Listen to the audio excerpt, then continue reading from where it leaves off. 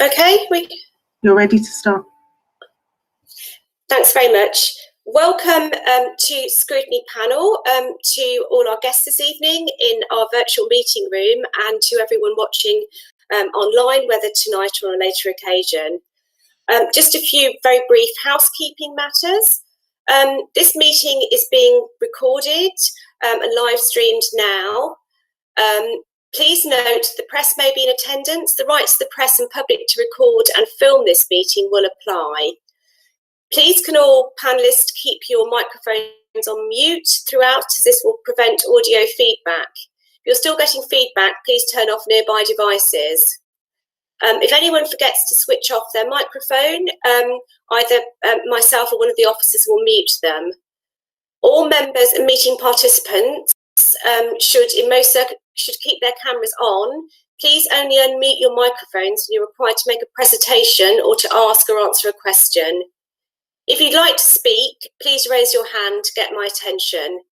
You will note there's a chat function. This should only be used to alert me when you wish to speak, to raise points of order, or to report technical problems you might be having. Officers will assist you where necessary. The chat function must not be used to hold conversation with other participants or to enter personal or sensitive information. All chat will be recorded. This is a formal meeting. So we're now going on to apologies for absence. I've got 2 apologies for lateness for Councillor Mete and Councillor Conway. Are there any other apologies? From Councillor Billington, I believe. Maybe. Okay. Yeah, thank you. So, okay, item 2, urgent items or order of business. I haven't been informed of any urgent items. I don't think we've got anyone joining us by telephone this evening, is that right? No, and then thank you, Tracy. Item 3, declarations of interest. Can I ask members to declare any relevant interests? I will quickly declare that I'm an advisory lawyer with the Department of Work and Pensions, so I won't take part in any discussions in relation to benefits or pensions. Okay, so we're now going on to agenda item 4, which is a standing item in the scrutiny panel. It's the annual report on complaints and members' inquiries. Welcome Bruce Deville to the meeting, and I've asked Bruce to introduce this very, very briefly. We're just highlighting the headlines for about 2 minutes, and then we'll move on to questions. Thank you. Thank you, Chair. As you said, this is a standing sort of annual report that comes to this committee. Covers complaints and all inquiries, including sort of MPs' inquiries, members' inquiries, and inquiries for the Mayor and Cabinet members. Headlines, as you say, for complaints for the year 1920, complaints overall fell by 14%. That's the 3rd successive year of a fall, and it sees the number of complaints into the council 23% down compared with sort of 16-17. In terms of where those complaints are made, again, the followed patterns of previous years. Around about 50% of those complaints are around about housing or a housing function, with repairs being the biggest single area. There's been falls across the board, apart from repairs, which saw a very slight increase, and a slight increase in children's as well. In terms of complaints going on to the Ombudsman, as you'll see in the chart in there, I think that those upheld by the Ombudsman were lower than the previous year, and we compared more favourably with other similar authorities that are sort of local to us. For the Housing Ombudsman, they've introduced a new code and scheme this year, so that there's new requirements placed for the council from this year going forwards around housing complaints, and the details of that scheme are published in the report, and colleague Ian Chilvers is on the call if there's any questions around that Ian can take for you. and on members and inquiries and those for the Mayor and Cabinet. Again, as in previous years, significant numbers of casework for both of those areas, and it shows how active both the Mayor and members across all parties are in getting casework for across the borough as well. So large numbers of casework coming in there. Obviously lots of detail in the report, but happy to take that question. Okay, thanks very much. And I think I can see a couple of members indicating, but I think what in general terms members are interested in really is how the council deals with complaints and how service areas learn and respond to the information that's brought through complaints from the members of the public that we serve, and also how accessible the complaint system is to members of the public. How much we know about how members of the public can access making inquiries about services to the council, whether through councillors, the Mayor, or directly through making complaints.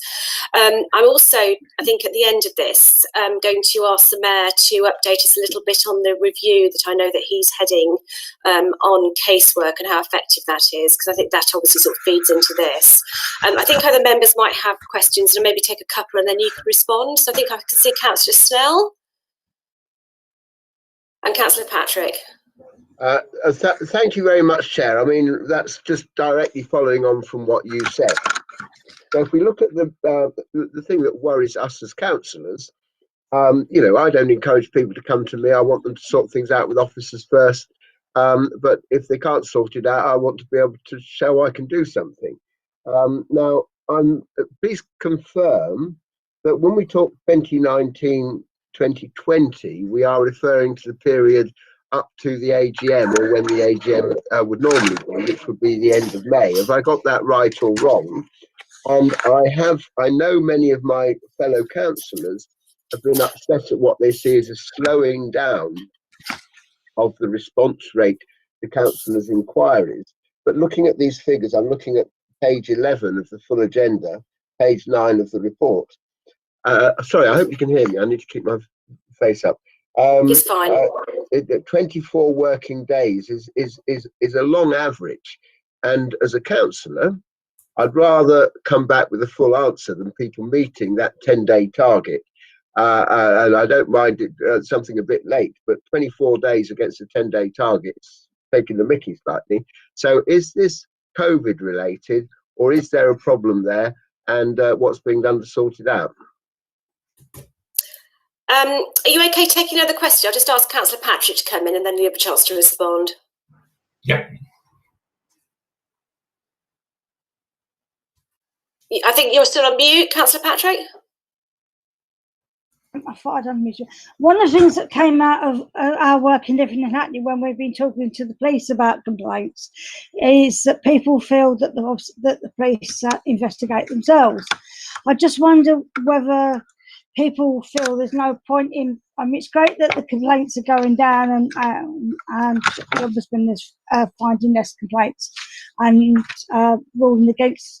But I just wonder whether people, one, know about the complaints procedure and how widely it's publicised, and two, how we explain the complaints procedure, and whether people feel that they will get an honest answer if they use the complaints procedure, or whether they feel, I mean, obviously, whether it's just the council investigating themselves and it's a waste of time complaining.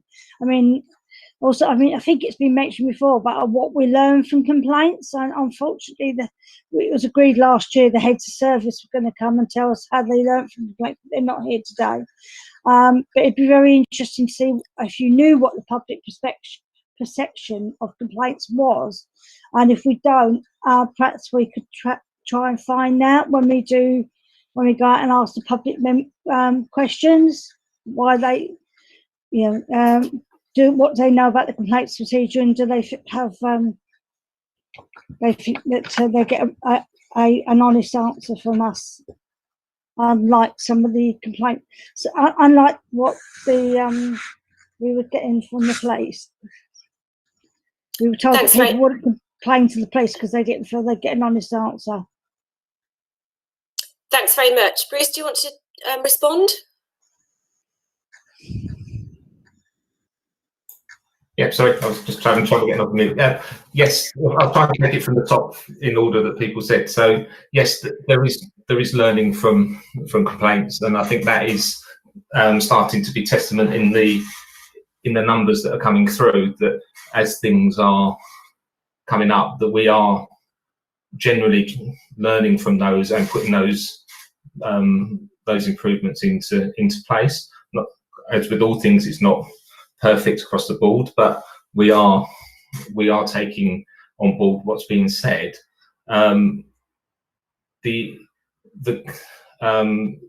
members' inquiries response, councillors know, is of concern to me, and I know it's of concern to the mayor as well, and it's one of the main focus areas that will be of the casework review, as to how we not just how we can increase the time, but how we can actually increase the value of the process and improve that, both dealing with things quickly where they can be dealt with quickly, but also getting to the bottom of problems and using the right process to solve things, because at the moment it's a one size fits all for everything that comes in, and it can be from a little inquiry that's very simple to a big area geographical problem, and we're trying to use one system, one machine to solve a multitude of things, rather than actually being more nuanced in our approach, which is the changes we want to make, that we come at it and use the right approach for the right inquiry. So if it's very simple, it can be a quick email exchange. If it's something that requires bringing people together, that actually, let's take it out of the inquiries process and bring the relevant people together to solve the problem. And that's the focus that we want to bring on to that casework review, to change the approach as to how we deal with members' casework, to better address the issues that are being raised. Councillor Patrick, in terms of yours inquiries, the complaints procedure and process is very, very public. It's on the website. In our buildings there are leaflets and that available with it. And at every point in the complaints process, when people receive a response, the next element is explained to them. So if they're not happy, how they can escalate that complaint. And once they've been through the two stages of the complaints process, or depending on if it's a children's complaint or an adult's complaint, then they're statutory and have a slightly different process. But again, the next stage is explained, and at the final stage, it's explained how they can go to the relevant ombudsman, or with housing complaints, how they can involve a designated person as well, if they so desire. So at every stage, we're very open as to what the next stage is and what the final independent sort of arbitrator is, rather than just sort of saying, here's your response, and closing it down and leaving people to sort of find out themselves. We're sort of very open, in line with what the Ombudsman would like us to be, as to how you can find out. In terms of public perception, at the moment we get some data, or colleagues in housing get some data on complaints from housing. So I know Ian can probably put a little bit more detail on that if you desire, but there's a survey done of every complaint that goes out to complainants in the housing area. So that's feedback's taken back in and acted upon, and there's a whole piece of work going on within the housing service and their approach as to how they can improve even more how they're dealing with complaints and dealing with people, to make sure people are satisfied with the response they're getting. I think it would be good to hear from Ian, really in respect of maybe a couple of examples, if you can keep them fairly brief, about how that's dealt with within the housing department. Any particular examples you can give us of learning? Good evening. Yeah, well, in summary, I think it would be good to point out that from about May this year, we undertook a review of housing procedures and processes, specifically on the back of feedback from the surveys that Bruce was referring to. So we felt that we needed to try and learn more about that and respond to it. So we've actually produced a new revised set of procedures which are informed by the indications from customer feedback that levels of satisfaction can be improved, and handling can certainly be improved. They've specifically mentioned that. So I went ahead and put together some new procedures which are all about the customer, really. So we're focusing now on the customer in terms of ensuring that there's an initial phone call. One of the survey questions is, do they have contact via telephone when they make a complaint? We weren't happy with the percentage that came back of those that said they had. So that is now a requirement of the new established centralised housing complaints team, that every single complainant is contacted within 3 days of the complaint via telephone in most cases, although obviously via whatever they prefer, the media they prefer. And that will go hand in hand with that officer remaining the point of contact for complaints throughout the life of the complaint. And we feel that I feel that's a really good example of how our procedures going forward, which we implemented from September the 1st, will really be driven by the customer and what we learn from them, and also ensuring that we have much clearer ideas about understanding of what their complaint is before we start responding. And in terms of time frames, that will also help, because it should allow us very early on to understand that complaint, ensure it's allocated correctly, and that there's an overseeing body supervising the responses, particularly in multidisciplinary cases where customers tell us that often they take far longer because of complications between information coming from different areas. And we have procedures in place now which will alleviate that problem. And obviously it's a bit of a case of reporting back on this, because the change has just come in the future when we have the figures. But I'm very confident that the new established team in place, the procedures that we've shared with all the management within housing, very clearly about whose responsibilities, what responsibilities there are and whose they are much clearer. And I feel that perhaps these are good examples of what we're trying to do in response to customer feedback to ensure that we improve in those areas. In terms of evaluate, thank you very much for circulating that as part of the agenda pack very helpfully. In terms of evaluating this, have you got any sort of initial milestones when you're going to be reviewing it, and when you think you could be able to give us some helpful learning from this process?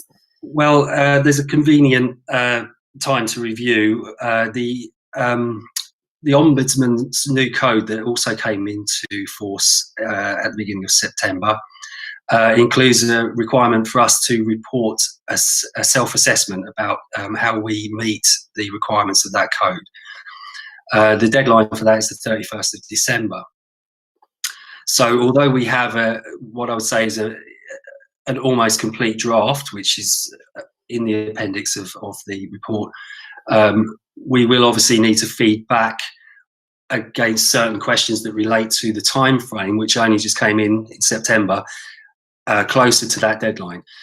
And of course we've put in place with the manager of the complaints team and Bruce's team systems to be able to report on the new time frame. So that, I think, is a very strong indicator of how we're dealing with things, and that would be therefore a good time for us to feed back on performance. Perhaps at least we can feed back on a quarter at that point of how we're performing under the new provisions of the code. Yeah, I mean, it would be helpful if you could share that with us. I mean, I also hope you'll be doing some qualitative evaluation of people's actual experience of dealing with it, in addition to how the stats play out. Has anyone else got any other questions for Bruce and Ian on this item? Sorry, Chair, very quickly, I just missed one little point for Councillor Snell, which is the data is to the end of March, so there's no COVID effect at all. Okay, any other points on this? Yeah, I mean, we could be slightly ahead of ourselves on the agenda, which would be good because it's quite a heavy one.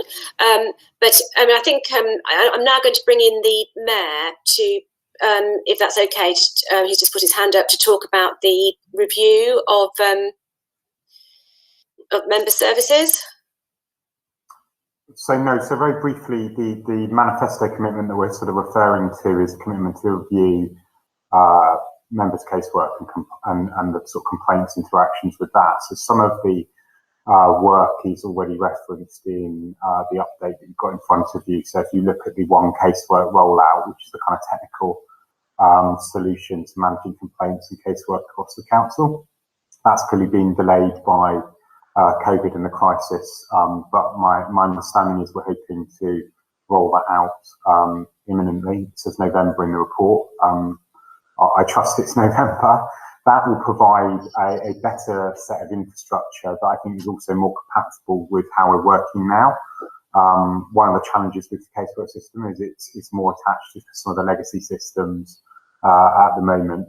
And then we'll move on to the casework review proper, which is to involve all parts of the council, and especially members, in how they view casework, what they want from the system, and using the members reference group to get that insight. Some of that work's already happened, but there's a clear link to the new sort of customer services structure that the Chief Executive has put in place. And for me, and I think I've explained it both internally and externally, it's about how we work better culturally as an organisation in using member insight, and that can be through the formal complaints process, but also frontline councillors' eyes and ears on the ground around all that we do, and better using them as a resource to improve services, but also obviously that connection into what residents are thinking about what we do. And for me, as a former frontline councillor, it's really important that we get that right, and that members are respected in the organisation, that we don't become a mayoral and cabinet organisation, and that the insights that our residents bring through their ward councillors are really, really important. So that's, you know, I'm getting some thumbs up in the background. People that are viewing this won't be able to see that, but that's what's really important to me. I've got a process of scoping that out with Bruce and the team, and my office, the Mayor and Cabinet office, and we will be wanting to do that over the sort of turn of the year. But I think that it's right that system beds in before we the new casework management system, before we embark on that work, because I know so much of the teams that respond to our individual casework are working towards that moment.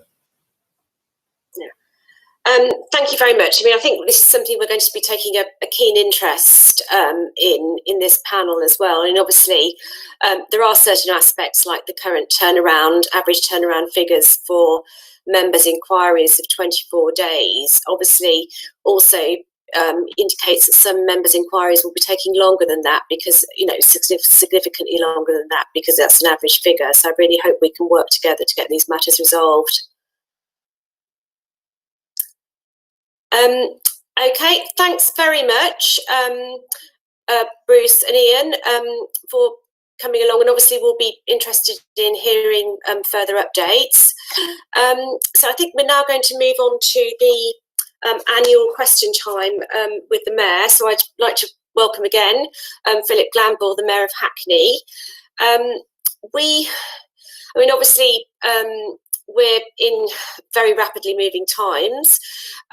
So when this meeting was already set up, we were focusing obviously on reflecting back on the period of crisis over this year with COVID-19, and also in relation to the learning of the council. And what we can learn and campaign for going forward. And we've sent the Mayor some broad topics to speak to on those questions, but I think there'll obviously be more topical questions as the evening unfolds. I've got an hour for this item, so I'll hand over to you, Mayor Glanville. Thank you.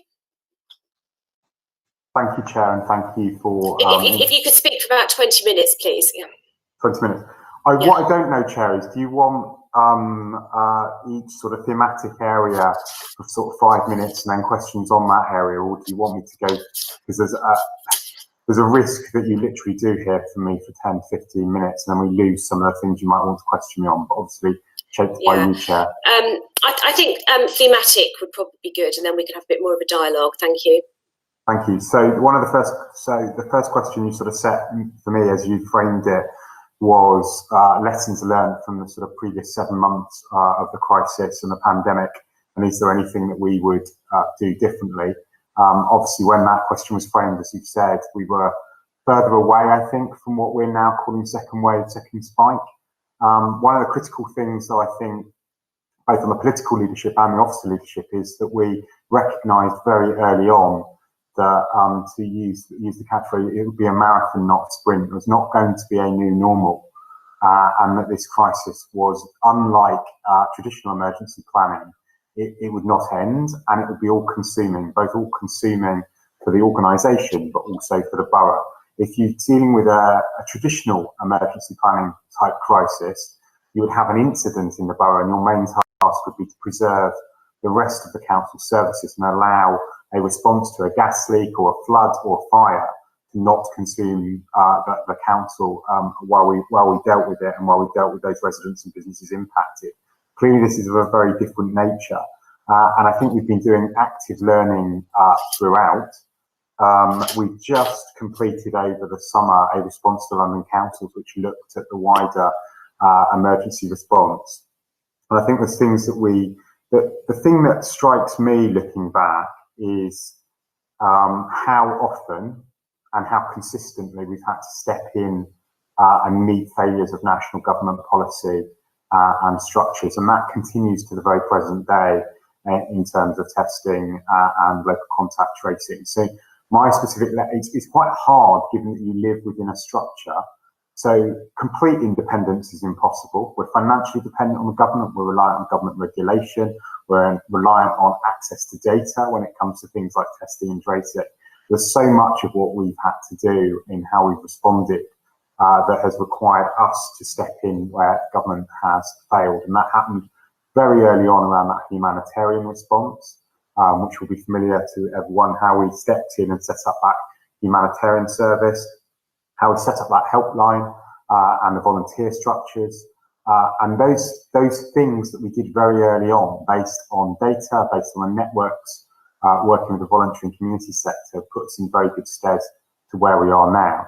And I think that confidence to recognise where we're going to have to set up new structures has been incredibly important. We also have very resilient services, both as frontline visible services, whether that's around housing, parks, green spaces, waste, all of those types of services that are very visible to our residents, but also customer services, the processing of business rates and the reliefs that those teams ended up having to process, and also all of the teams that work on revenue and benefits, and they've obviously had to change how they work in rapid time. But maintaining our contact centres, maintaining services online has been incredibly important. I think what we're now seeing is how do we do that for the long haul. So a huge amount of effort is going into ensuring that staff have the right equipment at home. We've never been an organisation that thought we were going to bring our workforce back overnight, or even at some of the indications from government, bring your workforce. We've been really clear that keeping our staff safe and keeping our workplaces safe is incredibly important to us, and actually unpicking often what a government message is that cut completely across the relationship we've built with staff and trade unions. In terms of some of the lessons around structures, I'm of the firm view that you cannot allow emergency planning and emergency response to not have democratic accountability, whether that's to me as Mayor and Cabinet colleagues, but also making sure that scrutiny and governance continued in a transparent way. And I hope that we've delivered on that, and even taking part in events like this regularly has been an important part of that. I think there is a temptation, though, and it's encouraged from the centre, for decisions to be taken without that kind of democratic oversight sometimes. That's the innate nature of emergency planning, is protecting frontline people to do their jobs, and seeing the community and elected politicians are sometimes interfering with that. I think we don't have that culture here. But when you look at Manchester, when you look at the response to London Bridge, you can see that temptation to not value community insight and value the role of politicians and frontline councillors. Some of the structures around London have been really confusing. We sit very clearly in a sub-regional economic partnership called Central London Forward, which is inner London boroughs. We have the North East London health footprint, which is predominantly East London boroughs. And at certain points, I've been sub-regional groupings that sit across the two, the North London central footing. And depending on the nature of the crisis or the response, different bits of the system have been structured in that way. That has mean that I've spent quite a lot of time, useful time sometimes, talking to colleagues. But if you're talking to Camden 1 minute about an economic response, but they're not in your same health footprint, and then you're talking to Enfield about how they're dealing with humanitarian, but again, they're not in your economic footprint, that can be really difficult to manage. I don't know what the solutions to that are, given we are in those different structures by topic, but that's when government has talked about we'll need some sort of sub-regional response. What sub-regional response on what footprint is something that we've fed back. I think going forward, it is maintaining our ability to deliver services, our recognition that we will have to continue to be nimble, that we need to think about how staff are reacting. You know, there is resilience is a very valuable commodity, but we can't take it for granted. And I think huge parts of the council have been running and responding to this crisis now for 7 months, making sure that we are ready for the next 6 months and what it brings is incredibly important. So we're working on an autumn and winter plan, and built into that is thinking about staff wellbeing and also our residents' wellbeing. As we go forward. And I think you were talking about customer complaints and insight. It's incredibly important to get that level of insight as we're planning services for the future. And lastly, I don't think I'm talking out of turn, is making sure that point about preserving life and not structures as we go into the next stage of the crisis is absolutely vital. I think both Dr. Husbands and others have talked about how a lot of work was done to protect NHS capacity in that first part of the crisis and parts of the social care system. And were effectively sacrificed to that endeavour in terms of discharging people with COVID into the care system, but also not ensuring that some of that care system had the resources that they needed in terms of PPE and testing. We've got an incredibly good source of data around, as I've said before, our PPE stocks, what's happening with local testing, what's happening with the virus locally, checking in with all of our partners, but I don't take any of that kind of for granted, and obviously it will be tested again this winter. We need to make sure that we're working together properly as a partnership. But I do think that the investment that we've put into that partnership with our health and social care system and our reputation of working collaboratively with our voluntary sector gave us a lot of resilience during this first part of the crisis, and it's shaping the structures that we're putting in place for the next 6 months and beyond. Thank you, Chair.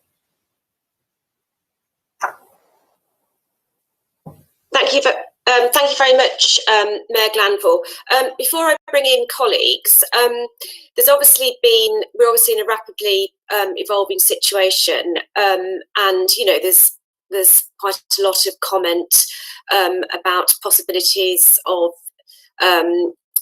different levels of lockdown or future lockdowns.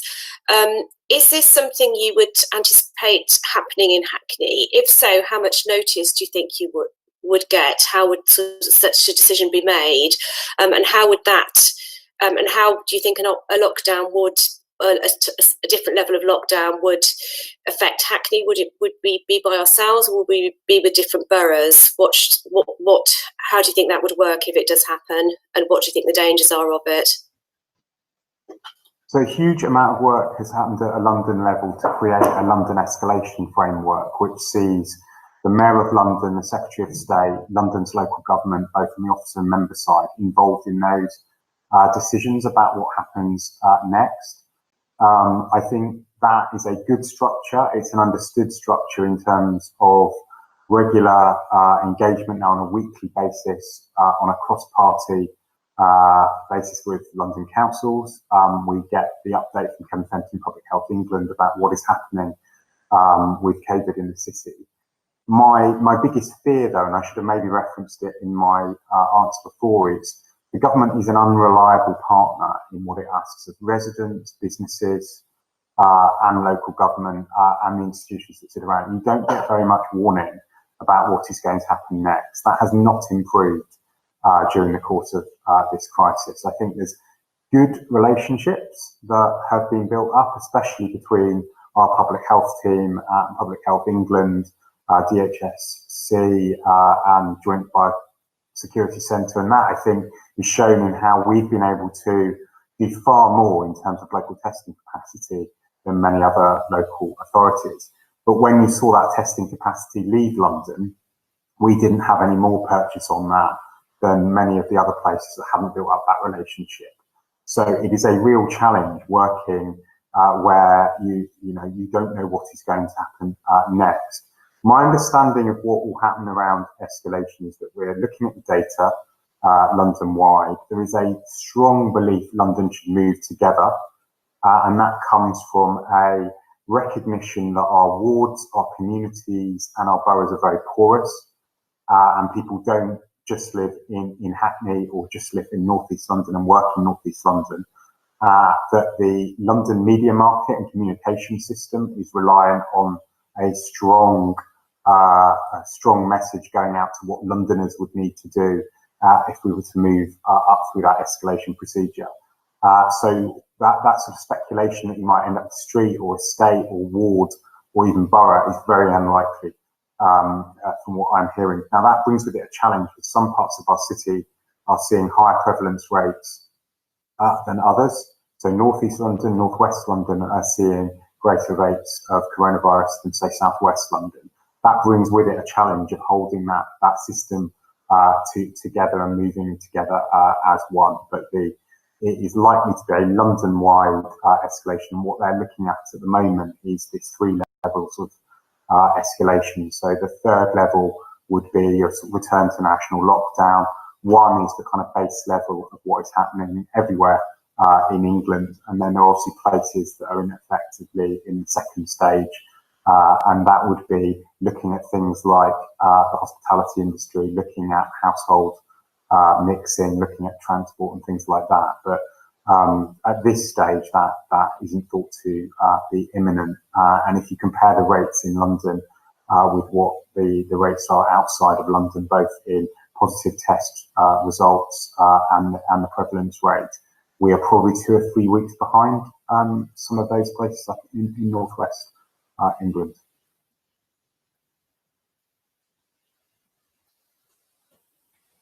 Are you on mute? I can see Councillor Coban and Councillor Snell. So if you both want to come in, Councillor Coban first. Yeah, thank you, Councillor Gordon, and thank you, Mayor Glanville, for your very detailed report. Apologies in advance for my camera. I'm one of those new MacBook purchase owners who bought a laptop without with faulty cameras, as reported by Apple. So that's my £1,000 gone to down the drain. But I just wanted to pick up on Mayor Glanville's point, specifically around sort of this. I mean, obviously the recovery plan, as you rightly said, was we're going into what we expect a second wave much quicker than what anyone would have thought of, especially looking at sort of the figures, specifically in relation to sort of how business has been impacted. And obviously we know that there's been a whole wave of support for businesses when the first lockdown period happened. I'm quite worried that that level of support may not necessarily sort of be there for those businesses in the sort of the second wave, if there is a second wave. And also it also depends on the technicality of the language used, right? Because if the Prime Minister sort of doesn't instruct businesses to shut, then they don't have that obligation to sort of to look after businesses. So I'm just wondering, I know you spoke about the London sort of wide collaboration, and I believe there's also a London Recovery Board as well, which I'm also aware of as well. I was just wondering, you know, I mean, you mentioned some of the boroughs that you spoke about, and obviously we've got a very different economy to some of the other boroughs that you mentioned. What type of work are we doing with other local authorities, like, for example, Islington or some of the more inner London boroughs where we're likely to have a similar sort of nature of businesses and sort of dynamic of our local economy to sort of protect our businesses? Shall I come in, Margaret? Yeah, Councillor Snell, if you come in as well, and then I'll actually, I think I'll ask. Okay, I've got two more questions. You two first, and then Councillor Mete and Councillor Hayhurst. Yes, well, I'm coming in ahead of Ben, who, of course, is chairing Health Scrutiny, and hopefully we're going to come up with the same themes. But the first one, and I'm sorry, I need to write, obviously, to Chris Kennedy about this. Consistently on health in Hackney, and we've had our North East London meeting earlier this week, last week, we're told that there's this massive problem with reagents. And yet at the weekend, I was reading in the Observer, the Francis Crick Institute, talking about, well, we could expand our testing absolutely massively, but we can't get robotic. There's a problem with government, but what we need to address locally, and I'll be writing to Chris about this tomorrow, is the need to find ways to do local tests, because we've repeatedly heard about this reagent shortage, and there's probably more than one way to skin a cat, or whatever the expression is, and we're just not getting enough tests back. They are so absolutely essential to be able to manage outbreaks. And then the second thing that I want to make, point that I want to make is what seems to be a lack of coordination in what is causing these outbreaks. So in broad terms in Hackney, we had the problem up in Stamford Hill that we were able to work brilliantly with the local community, and they were very supportive, and people came out in public, and we got a big test program and everything else until the government said we didn't need it anymore, whatever. But we knew what we were doing. The next stage of the outbreak was, it seems to be younger people. People are socialising more in the south of the borough, but we don't really seem to be pulling together the figures that say, well, what causes them to socialise more? You know, is it just people coming back to university? And everyone I talk to, I mean, the government refuses to justify its 10 p.m. closing for pubs, which everyone thinks just makes the problem worse, not better. And we have to find some way in which we understand future outbreaks. What is the vector of the virus spreading through the population, and address those key points? And at the moment, the complete lack of coordination at national level means we just can't do that. So we're going to lock down more than we need to. And so I absolutely welcome the fact that Hackney staff are now picking up the failures of the national system, are going out there and tracking people. But can we please find out from that data where people caught stuff, where the effective interventions are, because the government's failing completely on this, where the effective interventions are to ensure that we address the causes of transition of this virus, and we do not close businesses down unnecessarily, because that's what the government's doing nationally, and it's about time. We don't want to fall into that trap. Sorry, a bit of a rant there, but there's a question in there somewhere. Thanks very much. So if you want to answer on effect on businesses, testing and vectors of transmission, Glanville. Yeah. So there is a link there between the two questions, and I think one of the reasons for London moving together is to help protect London's economy and make sure there's some consistency across London's economy. And that is not to sacrifice lives or well-being for economic output, but to recognise the pressures that different industries are under. And also the toolkit around escalation moves rapidly up through the types of policies that you were sort of referencing around closing the hospitality industry, further restrictions on people mixing outside of their household, and ultimately a return to... There is not a magic set of policies somewhere in between there that manage these things. And I think possibly reaching for that set of compromises led to the 10 o'clock. I hesitate to use the word curfew, but that's the shorthand for what they put in place. And I know there are deep challenges around that. On businesses, the government has announced a series of support packages since the start of the crisis. We've effectively distributed that support when it comes to both the formal grants process and the discretionary grants process. So in terms of national support, that direct support into businesses has come to an end. There were a few tweaks announced by the Chancellor last week, but I don't think they're not of the scale of the interventions we saw before. We're seeing an end to furlough, and we're now seeing this job support funding. And I think the case example of the last 24 hours, while there may be flaws that we're all familiar with around the Cineworld Picture House group, the challenge of a business that has no income is that unlike with furlough, it's being asked to subsidise and keep wages going under this new scheme. And if you have no source of income, and large parts of our economy still do not, or not regular enough, then you're going to see further employment pressures and people being made redundant, or ultimately, whole industries closing. And so, what the government has put in place in terms of direct business support only gets triggered if you're in a lockdown and your business is asked to close. And so, in those parts of the country where businesses have been asked to close, they're putting in place a package of £1,500 per business every 3 weeks, which sort of leads you towards the amount of money that was in the original grants programme. But you have to be in an area where you've got that support. So if you are a nighttime economy or hospitality business that can't effectively operate around social distancing, and you can't trade under these curfew arrangements, you aren't able to access that support. So I think Hackney and London have been consistent in wanting to see sector-specific support packages, and a recognition that short of lockdown, businesses still need support. That position hasn't really changed. We are obviously part of both London Council, Central London Forward, and other relationships, so we're really sensitive to that central economy. And I think you can see in Hackney's recent business survey that there's still, I've said that this is not V or U shaped. It's a real long-term impact on our businesses. And if you're in Shoreditch, that footfall never returned, even with the easing of lockdown. And that's the closest we have to the central activity zone.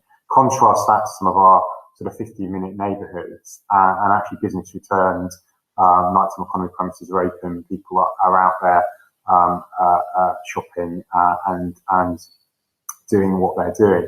The two biggest stats, though, is I think we were the third highest increase in people on JSA over the course of the summer, and 44,000 people in Hackney that work in Hackney. This is not residents, it's jobs in Hackney, because that's how the stats are cut. Were furloughed, and so a huge impact economically to come. On Councillor Snell's question around testing, we have seen testing capacity return to the borough. One of the benefits of moving onto the watch list is we benefited from effectively increases in testing capacity. We have 4 sites in Hackney that operate testing. That's the Mare Street Hackney Central site, the Dalston site that's been open from the start of May, the mobile testing unit that appears in Stamford Hill, and Hackney Marshes. So I think in terms of sort of sites, we've got a good network of sites. I still want to return to the ability for walk-in. Absolutely critical, I think, in community confidence, being able to navigate your way, especially those with digital divide and accessibility. The reagent issue, I think, is still there in the background, but the return of that capacity that we lost has started. And so in terms of lobbying, I think more control over that, more information over that, being able to control that walk-in element is a sort of local devolution that I would want to see. And ultimately, I think it's pretty clear that the outsourced elements of the government's response, whether it's in testing trades formally, or this testing hasn't been good enough, and I'd like to see it return to the public sector because I think there's more control and certainty there. And the communication was far better, for instance, when the Army was running the testing sites than it became when it became Deloitte circa on a later date. I'm nervous about truly localising though and jumping ahead, thinking that there's a sort of, if you find the right section of labs in a given borough, that you can somehow solve this problem. I think if you've got the institutions that perhaps Camden have around the universities and the Crick and others, that there might be a solution there. That isn't common for most London boroughs. And the crisis in testing, especially around things like care homes, it's Enfield, it's outer London boroughs that don't have those inner London institutions. And even where you've got teaching hospitals like Barts, it's been quite tricky to work with them and deliver the kind of localised testing that we might want to see, although there's been innovations in some parts of East London.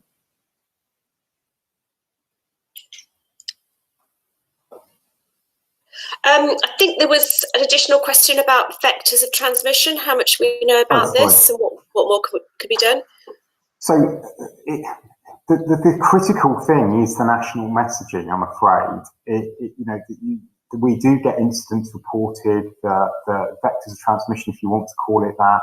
The local test and trace can say there has been an incident in a given workplace. There's no pattern to that, or one part of industry. And so in terms of are you more at risk doing X rather than Y, the biggest thing that has an impact on risk and transmission, I'm afraid, is the social distancing, mask wearing and hygiene standards wherever you are.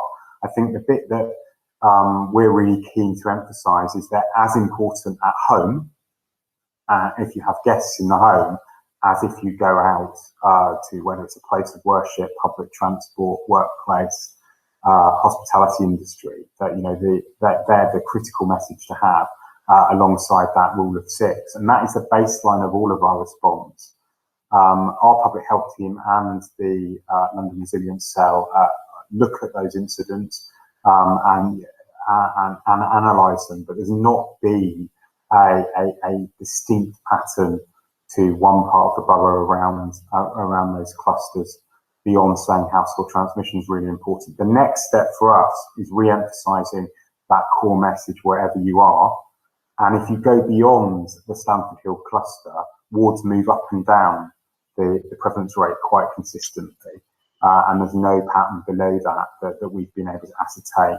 Outside of the borough, I think you are starting to see halls of residence and university clusters developing in London that you might have seen elsewhere. That's not something we've seen yet in Hackney in that way, but there were some hotspots in the local prevalence data around kind of city fringe where there's halls of residence in the south of Islington that may well be causing areas of concern. But we are tracking those issues, and every Monday we get, I get to see what our public health team is seeing in terms of places of interest and incidences. Thank you. I'll now bring in Councillor Hayhurst and Councillor Etten, and then I think we'll move on to the next section, which is in terms of the financial implications on our communities, if you've got anything additional to say about that. So Councillor Hayhurst, over to you. Thank you, Chair. So I suppose point one is, with the talk of a London approach, Mayor, Tower Hamlets 2 days ago hit a rate of 50 per 100,000, and Mayor Biggs recommended or said to the population of Tower Hamlets not to mix with other households. That was the first London borough to do so. Would you be minded to adopt a similar message if we hit, I think we're at 40 per 100,000, if we hit the 50? And then two sort of more wider points. Firstly, on care homes. Yes, I'm still concerned that testing won't be adequate as the prevalence ramps up as we head towards Christmas and beyond. There are many structural issues in terms of agency staff, low pay, lack of sick pay. One matter that may be in the gift of the local authority working with the NHS is not discharge to care home. To what extent is meaningful thought being going into? I know the NHS message coming down from above, they might not have any choice unless another facility is set up for that purpose. So to what extent is the real thought being given to that? Because I know we have a low number of care homes comparatively to Enfield and other places, but if we see the same sort of figures that we did in the first wave, when we could have done more, that will be, I think, deeply regretful. And I suppose, thirdly, on the digital divide point, I mean, we're seeing it in terms of with the digital first sort of approach to GP surgeries, to access, depending on what happens to schools. The wider strategy that we're putting in place now to really overcome those barriers, are we in the position of being in a position to procure Wi-Fi for those that need it, those that might need it, or I understand the thing's gone out for devices. Where are we on a meaningful strategy to sort of assist a wide tranche of the population?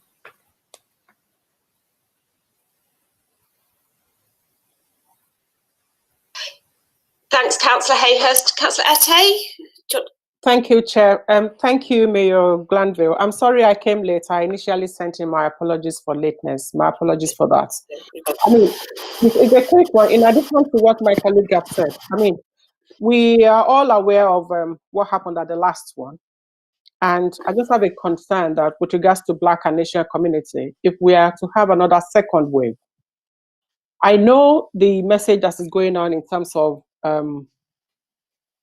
keeping to distance, I mean, wash your hands. But I'm thinking, in addition to the national message on health ground, I mean, if we do over the counter whenever we have flu, is there any message from the public health nationally? Or is this something that we can ask to find out when people have, if the second wave eventually happens, apart from just going inside the house to isolate yourself for 2 weeks, are there immediate first aid that others can actually take? Because I haven't heard anything of such message anywhere. And I'm just thinking, is this something that we can actually flag up? I don't know. I'm not a GP, because I know at the first one, the GP were actually overwhelmed, you know, in terms of the number of calls and all that. So I'm just thinking, what other ways of support can we render to make sure that does not, we do not have the high percentage of Black and ethnic minority and Asians falling when it happens to second wave? And the second question is with regards to those who are with no recourse to public fund, whom we have put in temporary accommodation. Do we still have all of them in temporary accommodation, or has it reduced? And in terms of the resources, how long, if anything happens, can we afford to continue to fund that? And lastly, something happened today. Sorry to bother you, everyone. I had a resident who had 3,000 plus with rent arrears and having a lot of phone calls with regards to rent arrears. She hasn't been working. And I just want to know how, I know we're giving a lot of support, but in terms of the pressure, that how are we abating the pressure, and what other further support can we give to someone who has not worked at all for the past 6 months? What would we expect he or she to do? And who does not have the capacity, and in the next few months, sincerely, she's not going to be able to work. And in terms of going in for ESA and all that, she's just starting to do that. So I just told her, I mean, I've drafted the email already, and I told her what to do, but I just want to hear more about that as well. I'm sorry, thank you. Thanks very much, Councillor Mete. Mayor Glanville, are you okay with those questions? Yeah, please come back to me if I've missed anything by the time I come back round, and I want to give equal weight to both responses. So in terms of what Councillor Hayhurst said, I wouldn't second guess in any way what another borough leader has said. And I know from personal experience that we were close to that situation before, about talking about household mixing. And indeed, in Stamford Hill, we issued a leaflet a couple of months ago that effectively said to part of the borough, don't mix households, don't have guests in your home. The challenge there is it's not backed up by national messaging, because it's not part of an escalation sequence. and you're effectively asking people to do something that you have no powers to back up. To be frank, I don't think it worked. I think it caused confusion. And it also caused confusion because ultimately you have to give that message to groups way beyond who the message is intended for. And so you had, is a lockdown coming to a part of Hackney, is a lockdown coming to Tower Hamlets, you might say, or beyond. And I think this is one of the things about London moving together, which is being really emphasised, that you can make that suggestion. And I would almost, I'm happy to say that thinking about household mixing is really important in the context of Rule of Six. But also what you do, if you do visit a household, if you do have people visiting your household, and following that core reference point and not letting down the guard is the most important thing. We're at 65 per 100,000. We've gone through the 50, and several other London boroughs have too. I think there are now 10 to 13 boroughs that are hovering around or above that per 50. So if we were independent local authorities, we may be moving further up that escalation. But in terms of the tools we might use, it comes back to the answers I've given before. The most critical message is that core public health message. On care homes, we've, I think, learned a lot from that stage of the crisis, and that regular testing is something we're still pushing for. I think we're at monthly. I don't think any of us think that is good enough, and that's certainly what Councillor Kennedy and I keep pushing. And there's still too many idiosyncrasies once you go into housing with care and domiciliary care beyond that, both the staff and the people that we're working with. I think our local NHS, given what you said about four care homes and the work that we did around creating effectively kind of hot zones within those care homes, as well as the contribution that places like the Mildmay and St Joseph's have done to the inner London East London health system, I think we can be more resilient than we were before. And I'm happy to sort of update more formally what our plans are in that direction, because I don't have the full level of detail that you might want in a formal answer, Councillor Hayhurst. In terms of protecting those with protected characteristics, especially around race and ethnicity, and also thinking about what more we can do around medical advice. What we're looking at the moment is it's clear that some of the people that were on the government's original shielding list are at lower risk than people that weren't, depending on condition. And there's a piece of work happening now so that we would be able to offer advice that may be more bespoke, hopefully around those that might want to take a higher degree of proportion. But that is a tricky thing to do. We're looking at several different databases, both from GPs, what the council knows about an individual, and also what might be known to the health system. And we know from the original shielding communications that didn't always go right. And again, we'll also track within that what national advice is being given.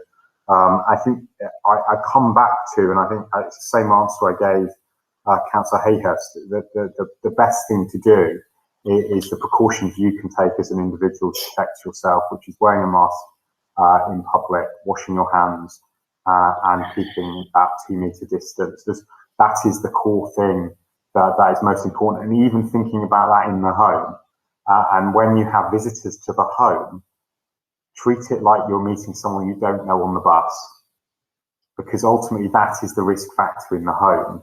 It's not that the home is a more dangerous environment, it's that people let their guard down because they know the people involved.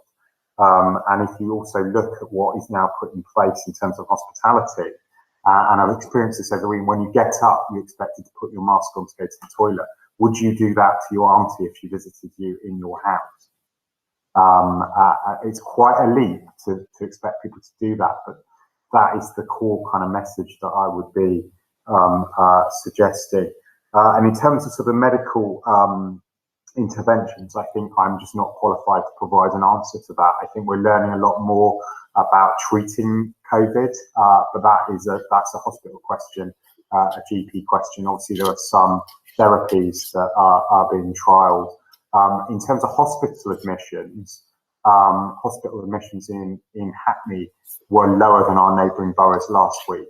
And obviously that's one of the indicators about what's happening that Councillor Hayhurst always asks about, you know, what's happening with hospital admissions at the Homerton. They were substantially lower than nearby trusts. Our public health team are still exploring why that is the case, because if you looked at just pure links prevalence, we obviously are comparable to some of our neighbouring boroughs, but we're not seeing that increase. On no recourse to public funds, Councillor Rennison might want to add something later, but our commitment around housing people who are homeless, rough sleepers, continues. We're continuing to advocate around the isolation fund. So if you need help to isolate and you've been contact traced or had a positive test result, you can now access a hardship fund to help you do that. We want clarification if that's available to those with no recourse to public funds. It's an administrative benefit that the council administers, so that the contact centre that is doing the work around contact tracing also has that humanitarian response and can process applications for this support. And we're absolutely adamant in everything that we do that we need protection for those with no recourse to public funds, because don't forget, they can be people that have been recently working but can't access benefits and support. They're not just those that would be destitute through the asylum system. In terms of rent arrears, the principles that we've always set out is that we don't want to see those that have rent arrears based on COVID related challenges with their income evicted, and that's still the position. But what we have started to do is encouraging people to contact us if they are in arrears, and that's historic arrears and also arrears that may have developed. And the reason for doing that is to get people the support they need. We're really conscious that that can feel like intrusion, but the simple message is that there is support out there from our discretionary funds.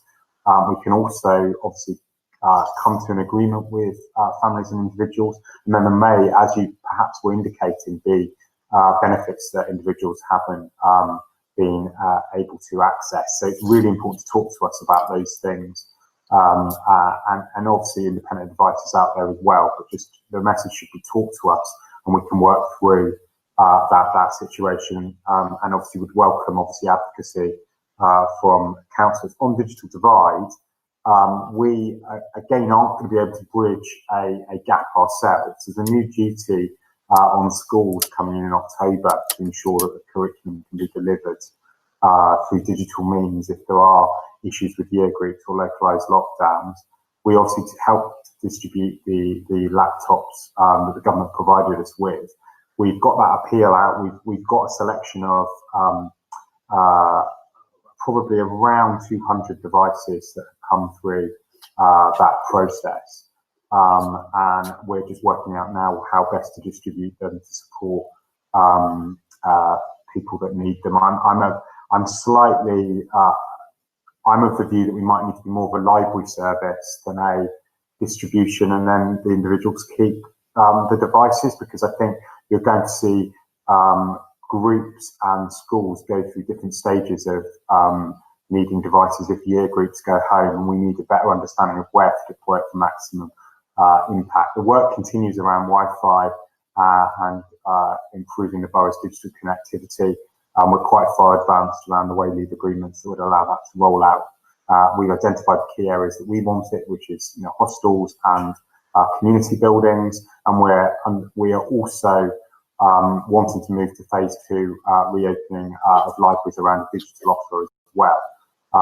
The question mark is, can you get that up safely and keep it going in a situation where we're maybe facing further restrictions, or effectively do those sites have to close? But I think that priority around education and schools means that that's very much our priority in terms of digital support, Councillor Hayhurst. But I don't think it is not something we can meet all of that need in the borough alone. And our asks of government are still very clear that we have identified, I think, a shortfall of around 3,000 devices between that first dispatch and second.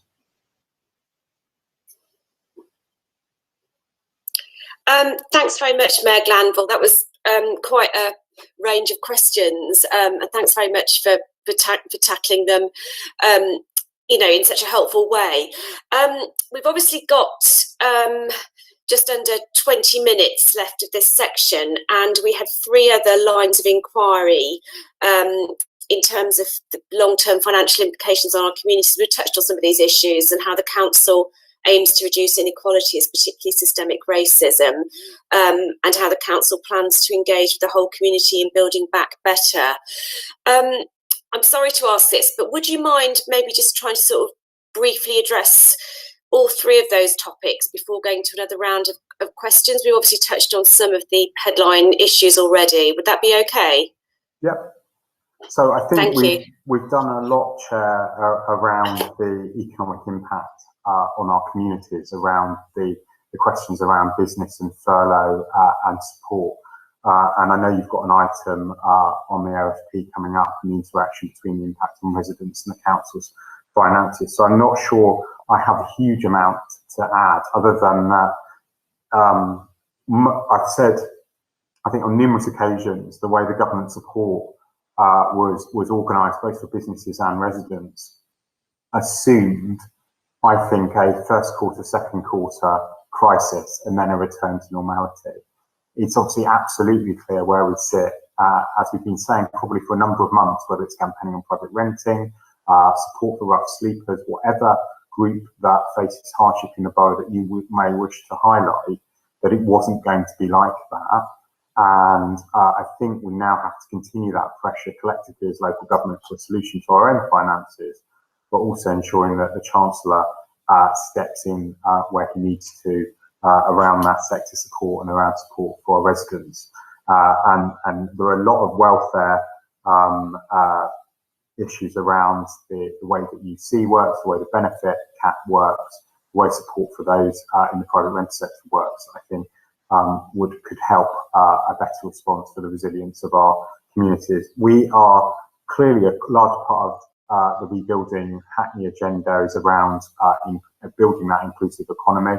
We want to make sure that everything that we do encourages that around the use of our assets, around the use of our planning powers, thinking about how we're going to use the space that is available to the council to support the voluntary and business community in Hackney. So for me, it's just continuing that and supercharging that is sort of so critical going forward.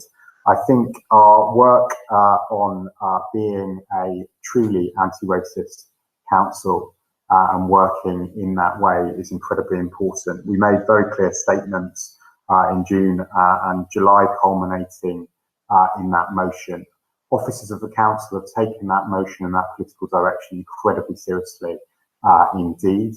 And also the challenge that we've had externally from organised community groups, as well as HCDS's manifesto. And so what we're now doing, we met as a community strategy partnership, that's all parts of the local public sector last week, and we agreed to a subgroup looking specifically about how we ensure that the best practice that is out there, not just within the council but elsewhere, and I highlight people like ELFT on that, some of the work that the Metropolitan Police have done, the challenge that's been obviously brought to bear on the police and other parts of the sector, pulling that all together so that we've got a coherent, both inclusive leadership in terms of workforce and policy development, but also our response beyond. And I'm hoping that we'll be able to bring an update via a council question to full council in October that outlines where we are at the moment, but a really comprehensive response, I hope, to deal with systemic and institutional racism. And that builds on also the challenge that I know Scrutiny have borne to bear on exclusions, on adverse childhood experiences, the challenge that you've led on around policing and inclusion, as well as the programmes that we have within the council, such as Young Teachers, Young Black Men, and others. So we're in no way letting up on that agenda, and I think we've got really broad sign up across the public sector and the voluntary and community sector for that. In terms of involving communities, I think we obviously set out that revision to the corporate plan, and we could have done a kind of another piece of engagement around that very high level strategy. So the decision was really to put that out there and then think about how we could bring some of the co-production principles that we've developed, whether it's through the Aging Well strategy, the Hackney Young Futures Commission, the work on something like Shoreditch Park, which is literally co-producing how we invest in the public realm. We've got the Child Friendly Borough, SPD, coming, a really exciting Parks and Green Spaces strategy that we want to go out and consult on. And we've also got the live Rebuilding Greener Hackney sustainable public transport work taking place at the moment. So I think it's going to be engaging around distinctive activities and actions and policies on the ground, rather than seeing a big borough conversation as we had with Hackney A Place for Everyone. We will probably be returning to a big borough conversation, but for reasons of digital divide, for reasons of capacity, I think that will probably come later next year, and will link across to the work that we do regularly with Ipsos Mori to get a sense of what people are feeling about the borough. We've got the equality impact work that's ongoing, sense checking how people have been living through the crisis. The other element, I think, in terms of a meaningful way and a community insight to what happens next, is we aren't thinking that our response will be setting up a big new or returning to something like the humanitarian delivery of food. We recognise that that was what was needed in April, but we built a community partnership network around humanitarian response that we can inject funding and support and capacity into, but basically empowers communities to deliver their own response. And I think the way that our humanitarian response contact centre works in kind of matching people to local support and culturally competent local support is really important in terms of the next stage of the crisis. And so I think there's some really good principles about how that has been delivered that show what I'm talking about in action, that it isn't just a council top-down solution to every problem, that there's a co-production and a co-delivery, and that's a really good example. We're also going to see new community facilities open. Some of them, like Clapton Commons, have been a long-term project with the local community that will deliver new community space and an asset for Stamford Hill. Others are perhaps not on people's radar. So we're very close around the Mary Lloyd Centre on Queensbridge Road, which was a former daycare centre that also hosts the Holly Street Lunch Club, of creating a hub for older people, co-produced with the local voluntary sector and delivered with them, showing how we can put our assets into the community for positive community impact. And there are several more buildings like that that are likely to come forward over the coming year as well. And so I would see that again, community meaningfully involved in the response. That's not a new council service. That's using our asset to deliver something with and for the community. And then just to finish, in Hackney Wick, Councillor Sharman joined Councillor Kennedy and I on a series of tours there where we're making quite a lot of economic interventions. And again, taking the critical challenge that community have often given us, what do you mean by an inclusive economy? How's it going to deliver that Olympic legacy, for want of a better word? And there's a series of responses there around our assets and assets being brought forward by LDC and developers about how we're doing that in action. And I'm really excited that, the proof will be in the jobs and opportunities created for local people. But I think the physical footprint and the infrastructure and the way we're working better together as a system shows what rebuilding a better Hackney can look like on the ground. And there's no let up from our partners or ward councillors in wanting to see that happen, even in these really difficult economic times. Thank you. I'll now bring in Councillor Coban. I don't know whether anyone else has got one last question on this section. Councillor Coban? Councillor Sharman? Okay. Yeah, thank you, Mayor Glanville. Obviously, it's difficult to be. It's great the work that you and the council and how you've responded. But obviously, it's quite worried to hear about the difficulties and challenges that we face as a local economy, and obviously our residents as well. I guess I had two quick questions. One was just to clarify.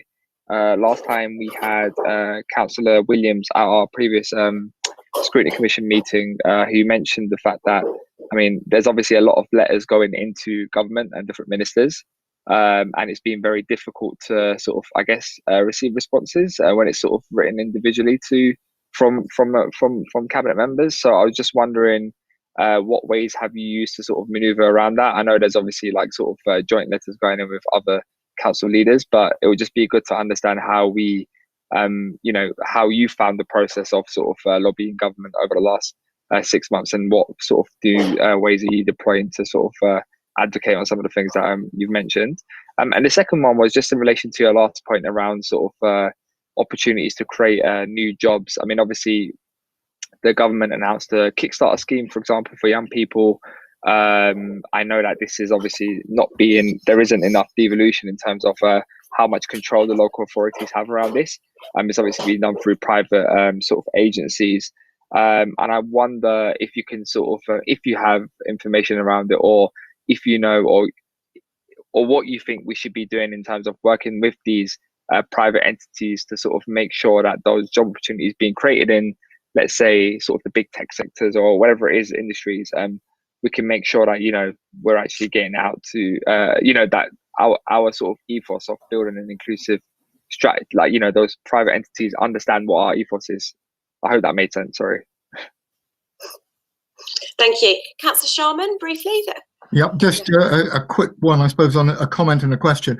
A comment just picking up on Phil's point about the Hackney Wick visit, which I think there was a lot of positive from it, but it's quite clear that the Development Corporation is still not properly measuring and understanding what's going on in terms of relating these opportunities to local people. They're not being measured. They're measuring every square foot of development, but they haven't even measured how many local jobs they've created. So I think there's still a way to go to bring the sort of Hackney philosophy into our partners. The other question is really about finances. This year, there's quite a reassuring report I think we're going to consider in the next item. I'm really interested in the political implications of how you see going about highlighting the longer term challenge of the budget, because we've set up this very useful relationship with the with Rebecca, with the Scrutiny, with Audit, to try and understand where that's going. I think it's very positive.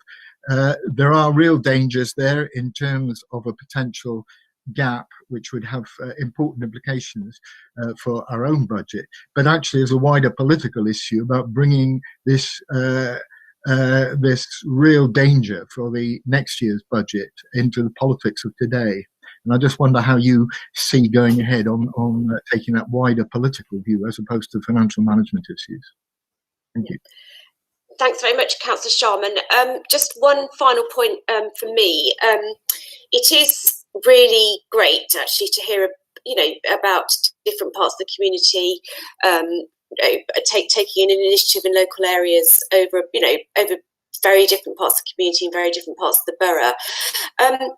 Obviously, there are sections of the community who who are challenging us in relation to the implementation of our policies in terms of the low traffic neighbourhoods. There is ongoing conversations with the community in relation to the impact of that, how that works for everybody, and in a sort of slightly different way in relation to development on Morning Lane. How can we work better with the community in order to make sure that everyone's views are represented and try and bring people along with us? Thank you very much.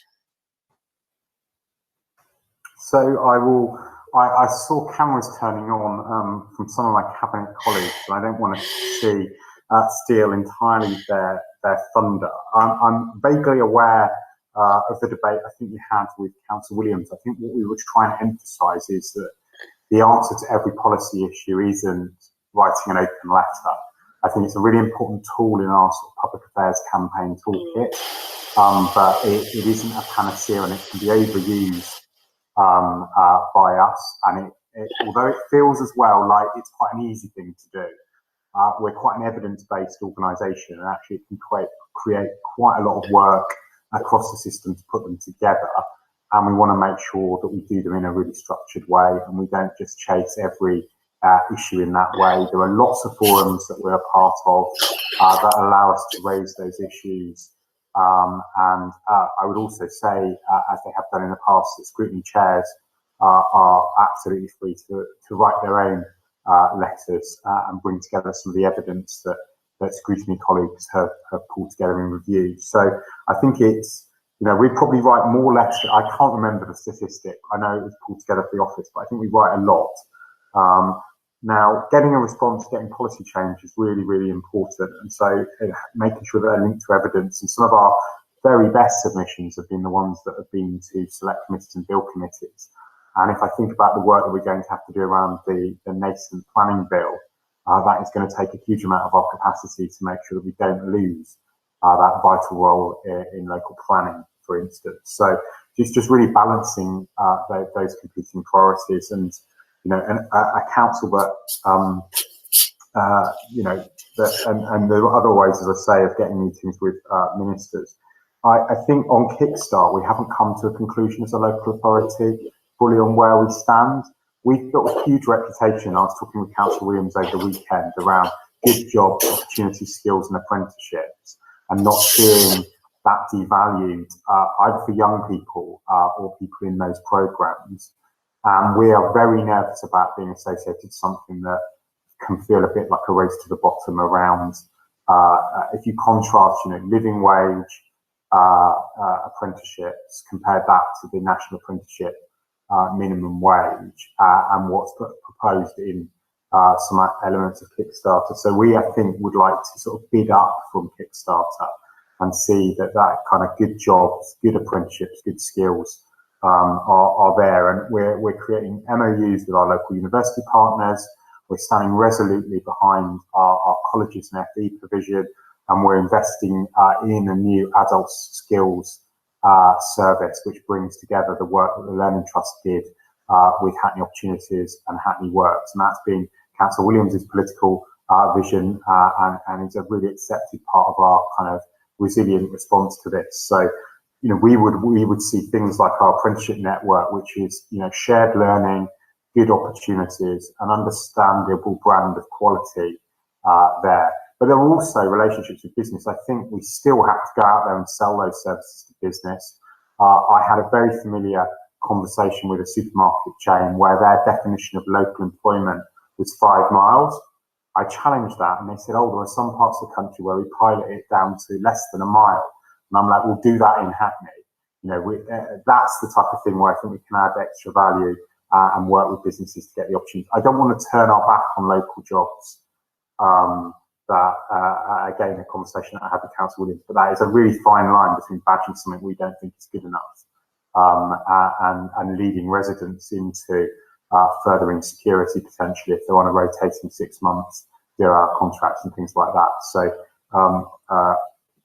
for us, that's quite difficult, given we've invested so much in those permanent opportunities. On LLDC, I agree with what you said, Councillor Sharman, and I'm really clear that while we are, it's a 4-borough partnership, a 4-borough footprint, we need that local information down to a ward level around opportunities. One advantage I think we do have is we have a team on the ground in Hackney Wick that are council officers, admittedly shared with Tower Hamlets. They're really committed to this. We've got some good partners that are committed to it as well. And we've got that footprint of activity. And I think we can show and challenge the LLDC to do more, as we have been doing over the last 2 to 3 years. And we are reshaping that partnership with our borough colleagues as well, and restarting the borough partnership and getting some officer resource, which will again allow us to measure impact and also challenge around some of those structures that have been so frustrating. But I do. My glass is firmly more than half full. I do think we've seen a difference because of the challenge from the community and the challenge from boroughs in ways of working. On finance, I will defer to Councillor Rennison, Deputy Mayor Rennison, in the next item for the substantive discussion. But it's really clear, I think, in the campaign asks in Rebuilding Hackney and how we've been framing the challenge around our finances, is going back to government and saying, you know, that you told us to spend what our borough needed. We have done that. We've got really good financial measurement in terms of what we've spent, the impact on fees and charges and income. I think that's just been submitted to government, and there is still this gap. And there's also that uncertainty around the way that the council tax position and business rates position sits on our balance sheets going forward. And I think that leaves us with a lot of concern. You know, will we get that back? And what is our position going into spending review? I'm really keen, you know, budget has now been postponed, so effectively I think we're going to see a year rollover in our settlement. Whether I believe the spending review is going to continue, everything I've heard from ministers is it is, but where's the capacity to do it and what are the baselines I think are really important. And it's really important within that not to forget things that are a critical part of our response. You know, public health funding has seen a decade of decline, then a brief bit of stabilisation, and now all this investment in terms of crisis response. SEND is still a problem that's not solved. You know, there are lots of issues that we've been campaigning on that form part of our broader budget. And ultimately as well, we wouldn't have such problems with homelessness and all the financial support that we have to put in place if we had a welfare system that supported our residents in stable housing. And Councillor Rennison has been absolutely you know, clear on that. So some of our campaign points and our lobbying of government is overall financial settlement, the recognition of our financial position, but also some of those discrete areas that would relieve some of those pressures. Solving no recourse to public funds at a national level would you know, positively impact both our front door, the lives of Hackney residents, and the financial impact of picking up pieces of that system that isn't properly resourced and doesn't support our residents. So those are the sorts of things I think politically we need to be focused on. Is, I think, quite difficult to just keep going out with the council needs extra resources message unless we can firmly illustrate what that means in a Hackney context. And the Hackney context is different than other parts of the country. You know, tonight we're not discussing a draft emergency budget because of the sound financial management of Deputy Mayor Rennison and Ian's team. And so we are going to be in different places compared to some other parts of local government where we will want to do joint lobbying on the overall size of the cake. On engagement, sorry, Councillor Gordon, I think we need to recognise doing nothing is the easiest thing, and it is hard to do things in a climate where you can't do the type of resident engagement and co-production around some of these big schemes that we would like to do. I think we also have to act because we know the consequences of not doing so. You know, actually, when you take the kind of congestion map out and look at London as a whole, the pressure on our major routes is not unique to Hackney just because we've introduced low traffic neighbourhoods. The return to the car, the return to different commuting patterns is seen in South West London. You know, Wandsworth dropped back from their low traffic neighbourhoods, and they've still seen huge increases in congestion and impacts on bus times and the things that are important. So I think what we've set out is what we're going to do, how we're going to do that active engagement, how we're going to listen and change and tweak, and that process is actively underway at the moment. That's something that Councillor Burke and I do every other day. Is meet with the team and look at the latest information, look at what's happening with TfL, look at what's happening with roadworks, thinking about you know, deferral of individual schemes to allow things to settle down and to allow us to understand what the consequences of our next intervention might be. So all of that is built in there. What I would urge residents to do is feed back those irritations that you think you can help us fix. The best eyes and ears are local residents, and then take part in that broader debate about how our roads and neighbourhoods are configured into the future.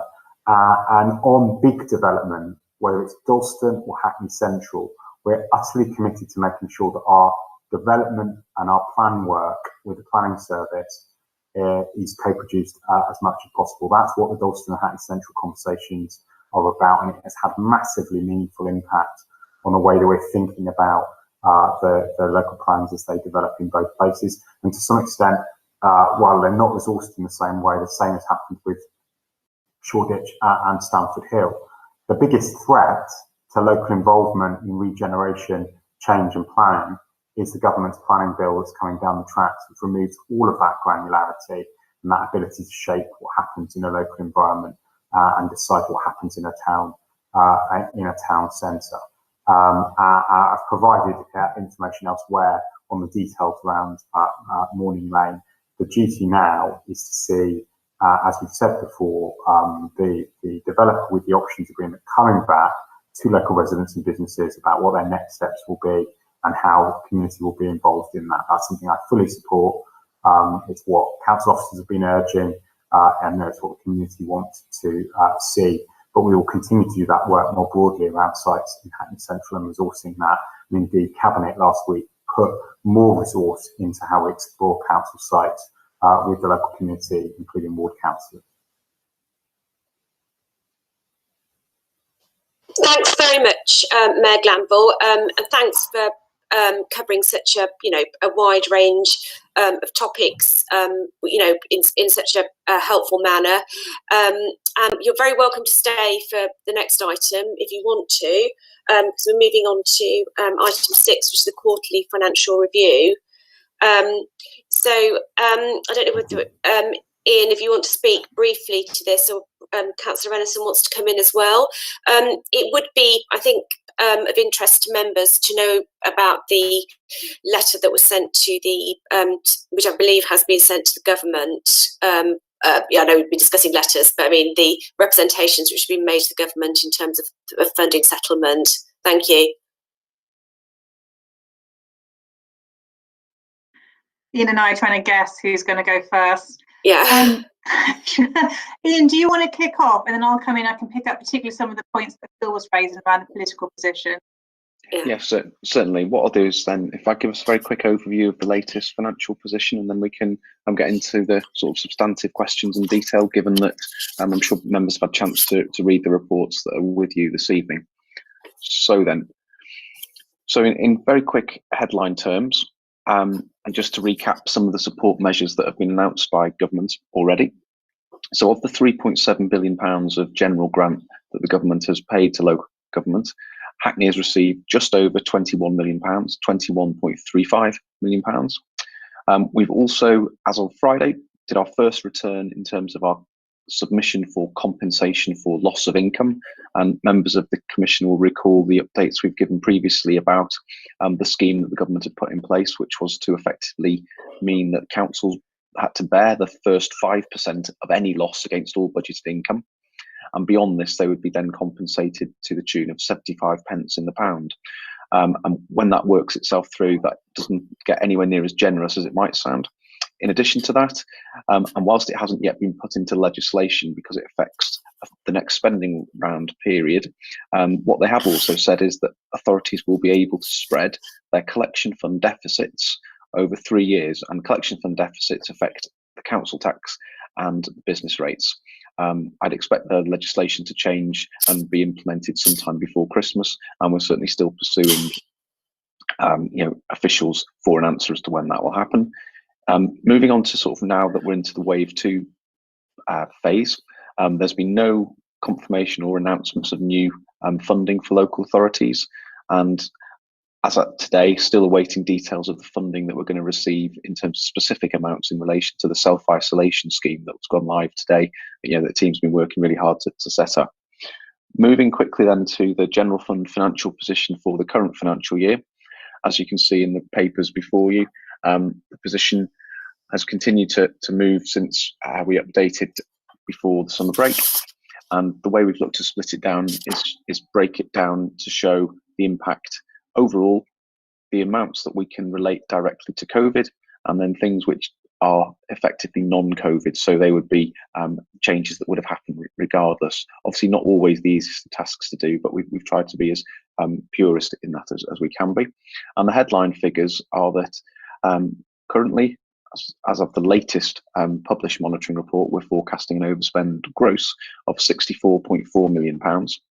Now that does include a heavy loss of income in terms of council tax and business rates, and given the scheme we're expecting to be put in place for the deferral and the spreading of that deficit over 3 years, that then gets effectively taken off that gross overspend to give us a net figure of just under £44 million. When we apply to it the emergency funding that we've been allocated of 21.3 million, and our estimate whole year effect of what we think we'll get from compensation for loss of income scheme, that gets us down to an overall remaining shortfall of £13 million, of which about 9.3 is COVID related and 3.6 is non-COVID related. So that's the position on the general fund. Moving very quickly to where we are on the housing revenue account. Again, the housing revenue account is, as you all know, a ring-fenced account, and it is experiencing some pressures in terms of additional costs, but particularly some pressures around losses of income due to challenges in rent collection. Currently forecasting to draw down on its ring-fence reserve of about £1.5 million, but I know the teams are working very hard to try and mitigate any need to draw down on that in the current financial year. So that's a very quick update, Chair, on the sort of the substance of what's in these reports. Certainly, hopefully, the detail that's in here is helpful. It goes on to say what effectively it is that we know. And as you've seen, and the Mayor alluded to in his comments, still very now unclear what's going to actually happen with regards to the spending review. Certainly when I was talking to officials last week, whilst they've got no indication from the Treasury that it won't be a 3-year spending review, I think most people would see it being more in the space of unlikely given the uncertainties. How can you set a financial spending envelope without clarity about how it's going to be paid for in terms of the taxes and those sides of things? So if you were to ask me, my opinion, I think we'll end up with a 1-year spending round again, similar to what we had a year ago. But we'll wait and see, and obviously we'll keep you updated as soon as more information comes forward.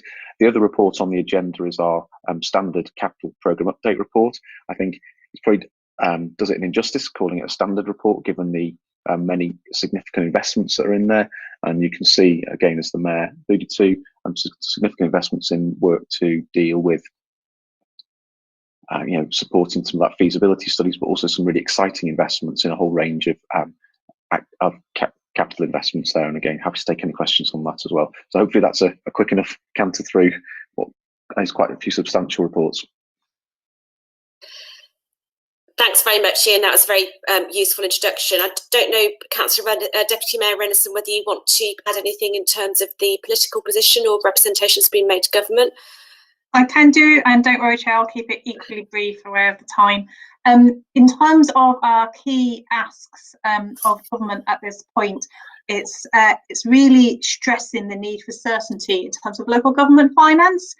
This is incredibly late in this financial year to still not have certainty over next year's budget and to enable us to meaningfully go through that budget setting process. And the difference between us and central government, because everyone's operating in a huge amount of uncertainty at the moment, but we don't have the same powers. We don't have the power central government has to generate additional income when it's needed. We are very tightly bound by the rules they set us in terms of what we can and can't do. We have to set a balanced budget. We need to know both what our grant will look like and what continued support, particularly on income loss, which we keep stressing, will look like for the coming year in order for us to be able to plan.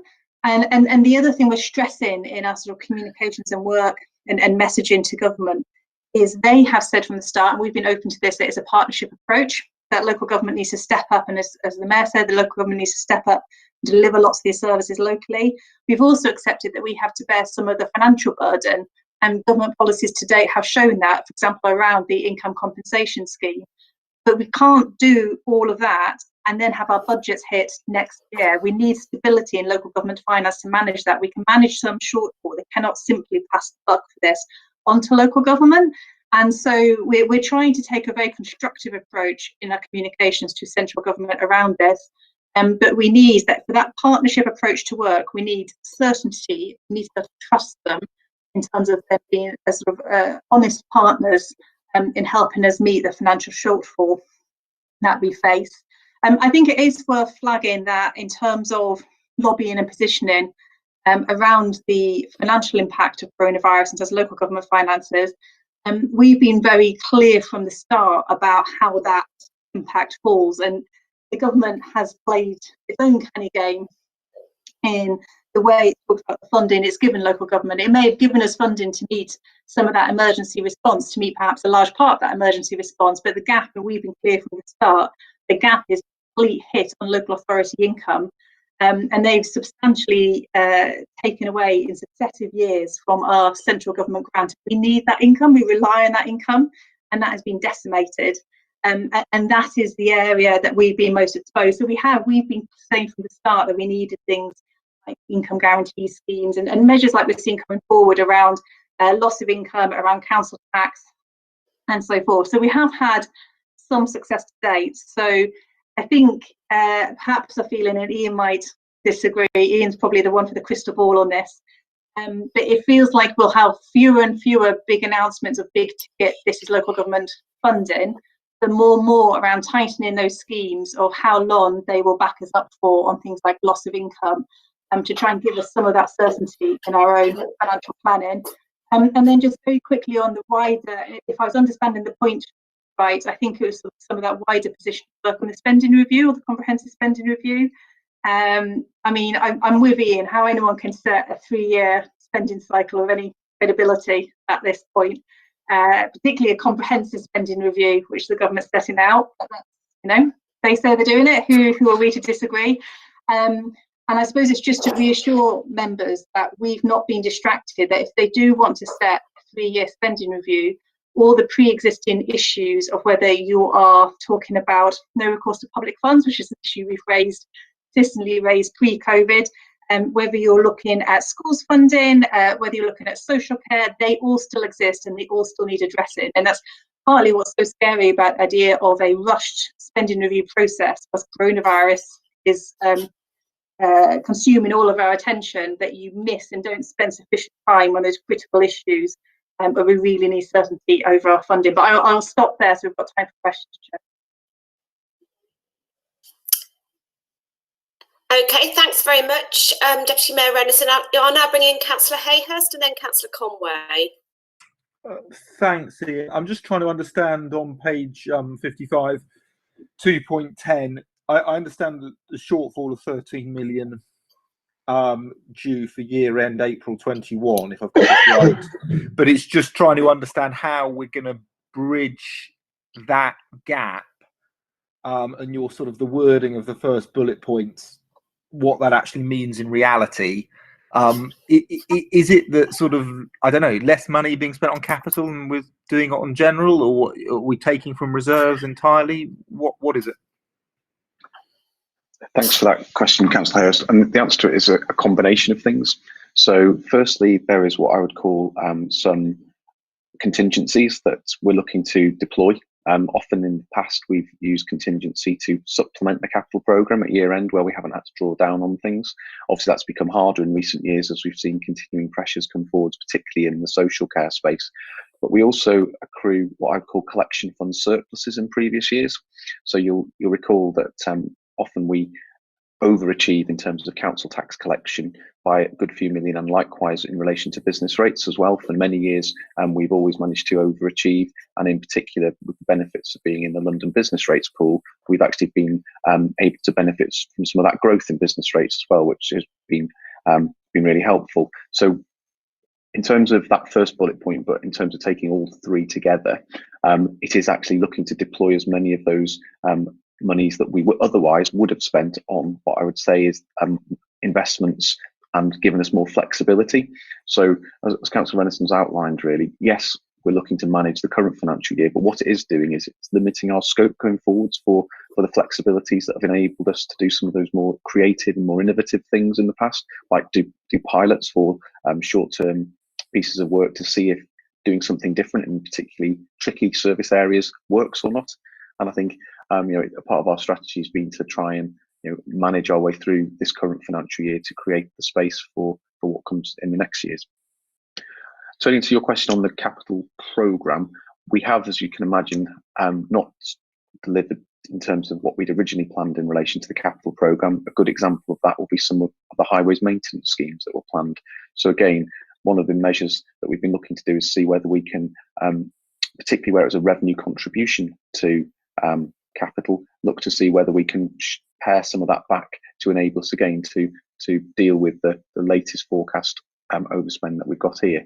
Of course, we continue to also look within budgets that the council already has to see, are there activities that just aren't happening because people are working from home in great numbers, things that just haven't happened. And there are some things that we've identified over the first half of the year that I'm now working with my teams to make sure we earmark and capture so that we can deploy them to deal with the pressures we've got in the current year. And so if I've got that right, Ian, if I've understood all those streams right, come year end, we wouldn't have made a dent on the reserves per se. It's just that through those other mechanisms you've described, you may be able to hit the shortfall. So being clear about reserves are our general fund reserve is that £15 million that we need. If we drew down on that, the next year we'd have to make it up to £15 million because that's the level that myself, the auditor, deem is appropriate for a council of our size to have in terms of its financial stability. There will, of course, be draws down on some of those earmarked reserves. We continue to buy a number of vehicles in the current financial year. We continue to have to undertake expenditure in relation to self-insurance. But in terms of that £15 million, there won't be any drawdown on that. There is a cruel irony that basically we can't touch our reserves. Going back to that point around the rules that are around us. The unallocated reserve. Yeah, that 15 million, has to be on the books. Yeah. Okay. I think I'll take the next. Councillor Conway's got a question, and then if Councillor Mete could come in, and then we'll have one final round, starting with Councillor Snell. If we take the next two questions in twos.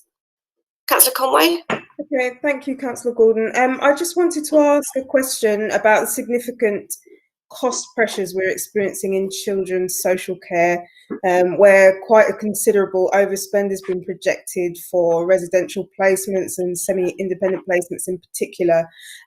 What support is being provided to children and families to help contain this cost pressure?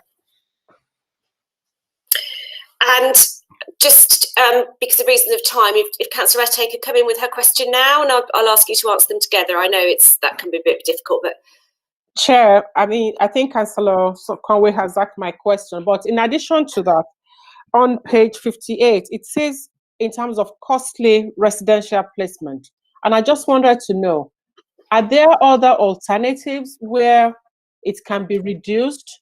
I just want to know if that could be possible, so in order to reduce the costly, because when it says costly, I'm thinking it has to be the high end of when in terms of financial placement. So I'm thinking, is it possible to have a middle? Is it possible to look elsewhere and see how we can save on that? And in terms of our reserve, yes, I've heard what you said in terms of unallocated limit. But my question is, in anticipation of what is happening with COVID, if this continues for the next 3 years, what practical position would we be? I know it can't happen for the next 3 years, but what practical position would we be? And what are those services that we think, at this point, there's nothing we can do, these services will have to go? Thank you. Thanks very much. So some very pertinent questions about high end spend on children's social care, and also I think the worst case scenario is looking into the future. So who wants to start? Does Ian want to start? Certainly, thank you for that question, Councillor Conway and Councillor Mete. Really helpful questions, and pleased that people have been through the OFP as well. It always encourages us when people have got a good look at it. So it's pretty fair to say that if I take the pressures on children first, we've seen for a number of years some challenges coming through on social care, in particular in relation to costs of children, and that's been caused by a number of factors, hasn't it? One of which will be 10 years of austerity. So a lot of that support that was in place to look after and support families in challenging circumstances has slowly been peeled back, be that support provided directly by the local authority, support provided within schools. We've seen continuing challenges, haven't we, coming forwards in relation to SEND. We've seen the introduction of welfare reform and the universal credit. And I think all those factors have contributed to, increasing numbers of children coming into care. And we saw some of that, didn't we, in the outcomes of our Ofsted inspection as well. What I would say is, in terms of the support we've been giving, the council, when it built its budget for Grief, which financial year now 2000 and 2021, put in significant amounts of growth to help children's social care in relation to some of those pressures that are coming through. And as part of the annual budget setting exercise, we also created some specific reserves to enable children's social care to manage some of the peaks and troughs that happen, because obviously children coming into care, ideally we'd like to work with them, work with their families, and get them back into their family home where that's applicable. But that hasn't happened with the pace that the service would have liked it to have happened, and it's required it to rely upon greater levels of support from the corporate centre, in addition to the growth, in addition to the earmarked reserves we've put to one side. Councillor Etta, your question on the high cost placements is very, very pertinent, and it's something which I've been raising consistently now with the group director and director of children's services to see what can we do to actually stop us having to pay the significant sums of money in relation to a relatively small number of people. I forget exactly the numbers offhand, and I can get these for you, but we're talking, we spend something of the order of around £6.5 million on 35 to 40 children in our care. In ballpark terms, you can all, I'm sure, do the maths in terms of what that breaks down in terms of an average. And it is the case that we get some really expensive packages coming into play.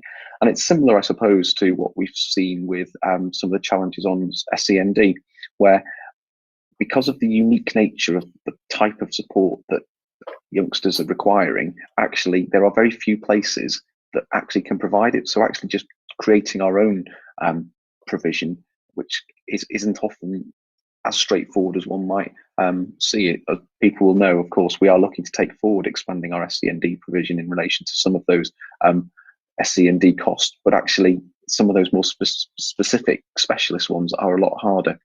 I hope that answers your question. Yeah, there was a second part of Councillor Ette's question, I think, really. Councillor Deputy Mayor Rennison, do you want to forget that?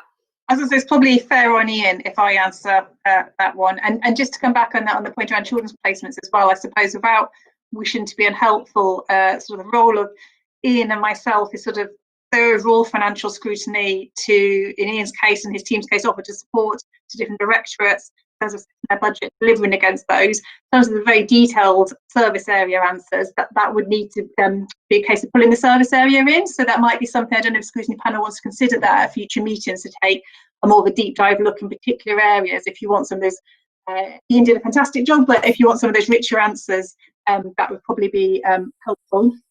In terms of the impact in 3 years, it's almost impossible. Sorry, I'm trying to say in a way that doesn't sound unhelpful, because what I think we could be fairly certain on is that if we continue with this level of restriction on day-to-day life, there will have to be additional government support.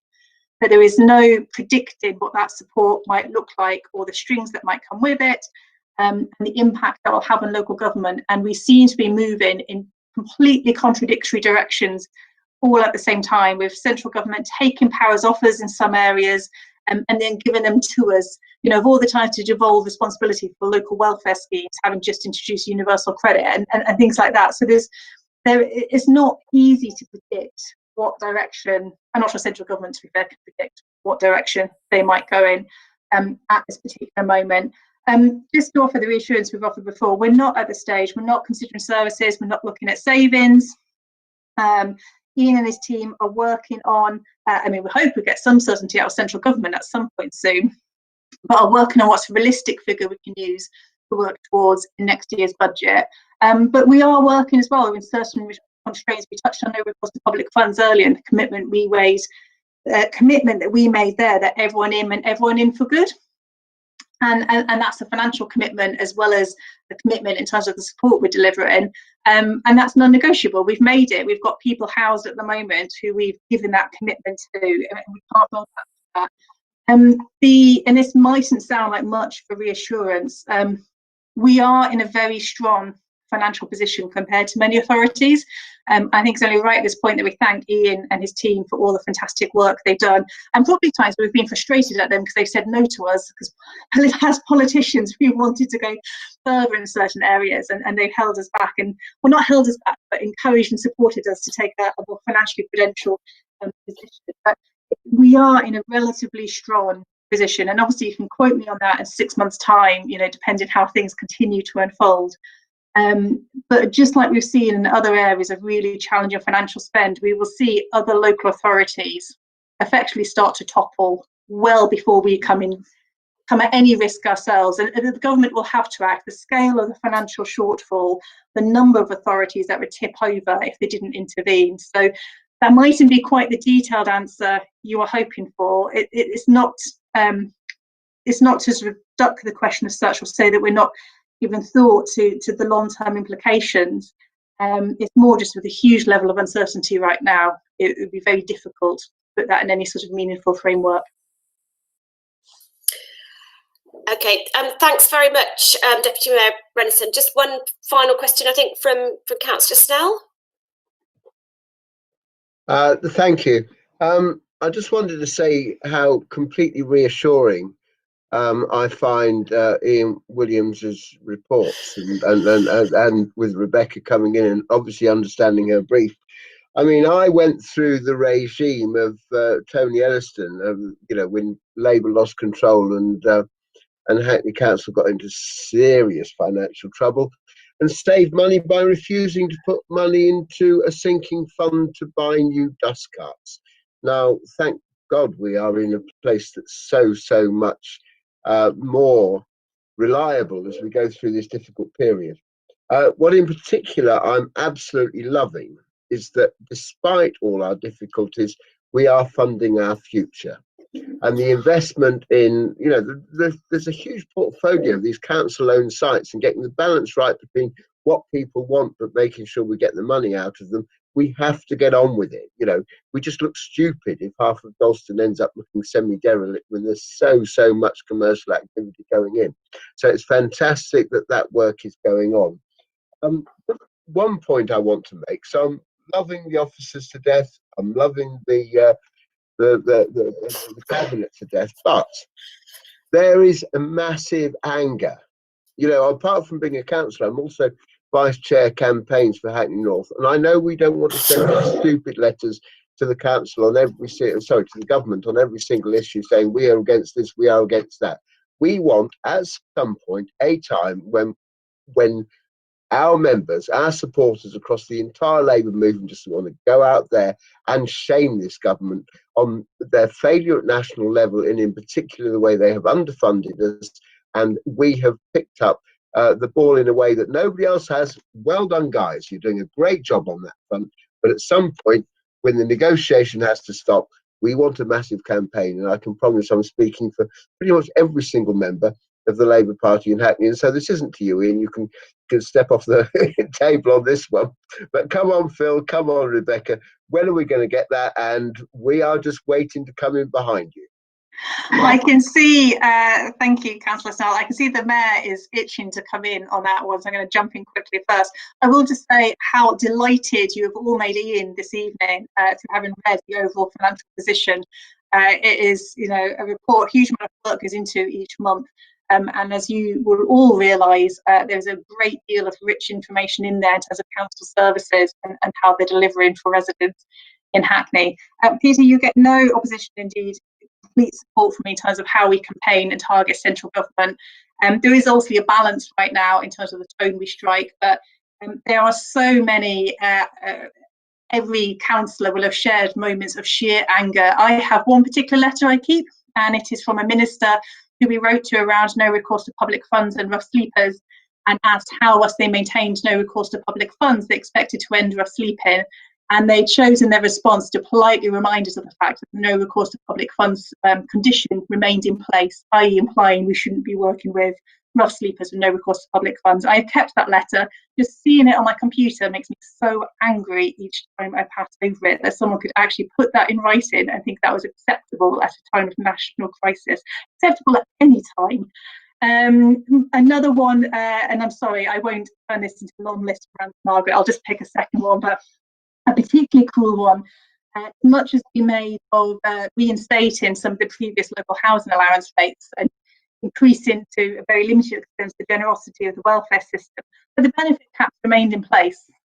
So in terms of your meaningful commitment to welfare reform and seeing a welfare state that offers more than the barest minimum of a safety net, it's not really there. So I'm sure the mayor looks like he'd like to come in with additional points.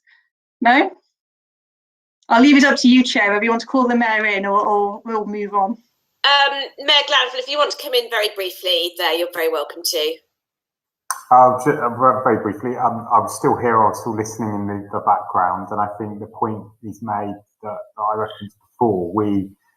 We're a kind of consistently campaigning council, both on the officer side and, as Deputy Mayor Rennison's highlighted, using the evidence we've got as a local authority to make the case to government around our overall financial position, but also those inadequacies around distinct areas of funding. And I think we're, over the course of the last hour, we've been really consistent about that. I was gesticulating, my office is littered with former campaign banners that we've been a part of, both politically and beyond that, actually, as a sector around those key issues. And I was pointing at the Send one behind me. It's really important that we link what we do as a politically impartial local authority to campaign for our residents and the services that they need and how we fund it. And then we're also, community campaigners, political campaigners, as Councillor Sell was suggesting, and the part that can play. They're not either or. You need to do both. And one of the failures of the past is we only did one of those things, and we didn't necessarily do it very well. It's really important that we run a tight ship financially that allows us the space to be heard, and that when Hackney says there's a challenge in this area, we're kind of heard in that. And I think that's what we consistently do. And as I've said before, there's a real role for scrutiny in that, both in terms of supporting the consultation and engagement around government bills, but also the evidence basis that we use in that advocacy work. Thank you, Chair. Thanks very much. Obviously in Scrutiny we're going to have further discussions about how we can, best employ strategically our challenge function in terms of budget scrutiny on an ongoing basis. So thank you very much. We're now going to move on to the next item on the agenda, which is the minutes of the previous meeting and matters arising. So are the minutes of the previous meeting agreed? Agreed. Thank you. We had some action points in terms of Director of Communications. I understand that the responses to that are not ready for this evening, so we're going to be going to be having that in writing.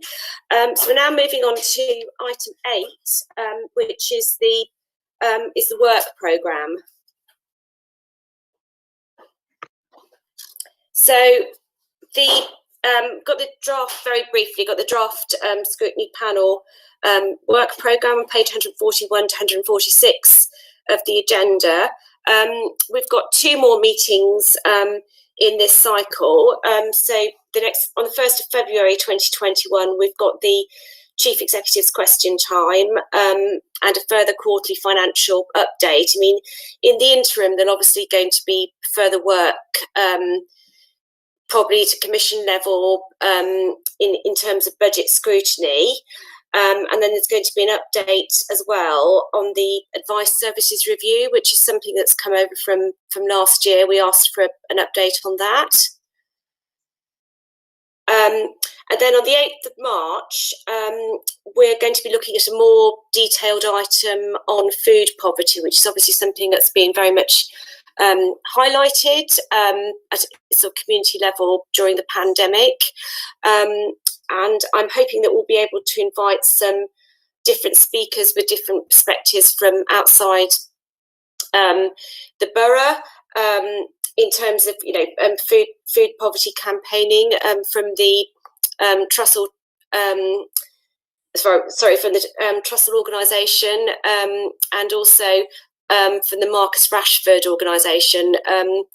Well, probably not Marcus Rashford himself, but a representative of that organisation. I think it would be quite interesting to hear their perspectives, and also as well as our community food growers and the local community organisations who've been providing food, as well as obviously our stalwart Hackney Food Bank. So we're looking for a more discursive investigative item that meeting.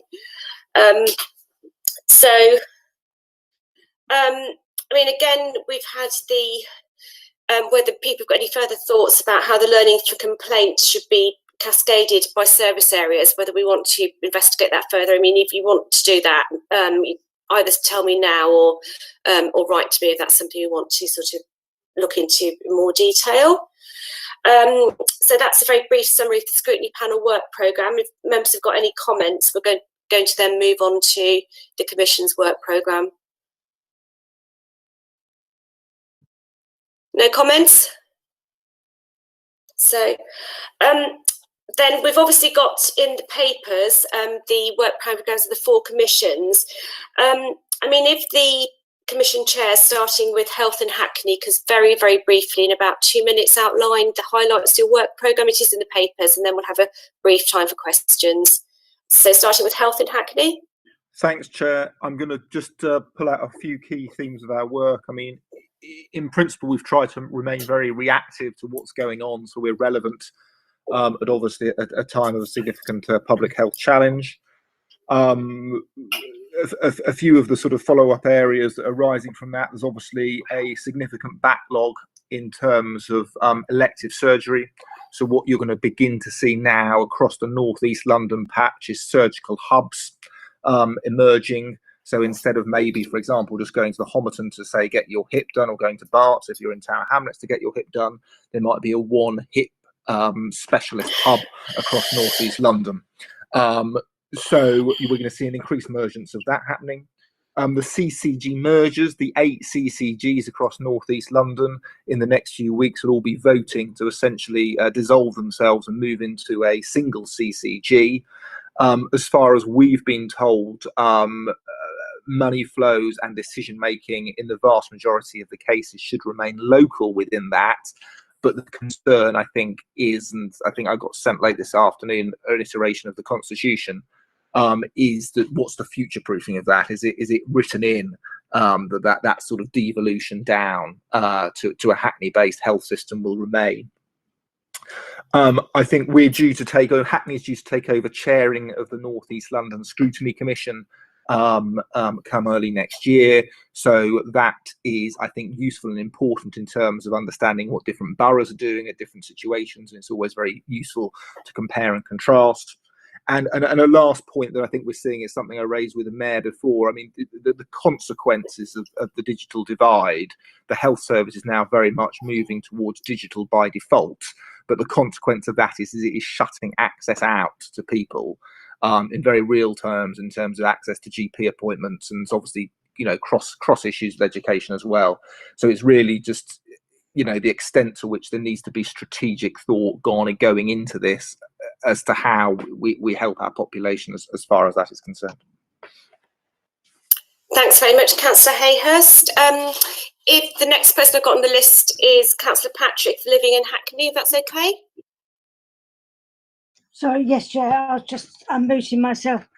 Yeah, living in Hackney, have had 2 meetings this year. The first meeting we had was very much with the police about trust and confidence and stop and search, where various questions came out of the police's response to their stats and about stop and search and who has been stopped and searched and the result of stop and search.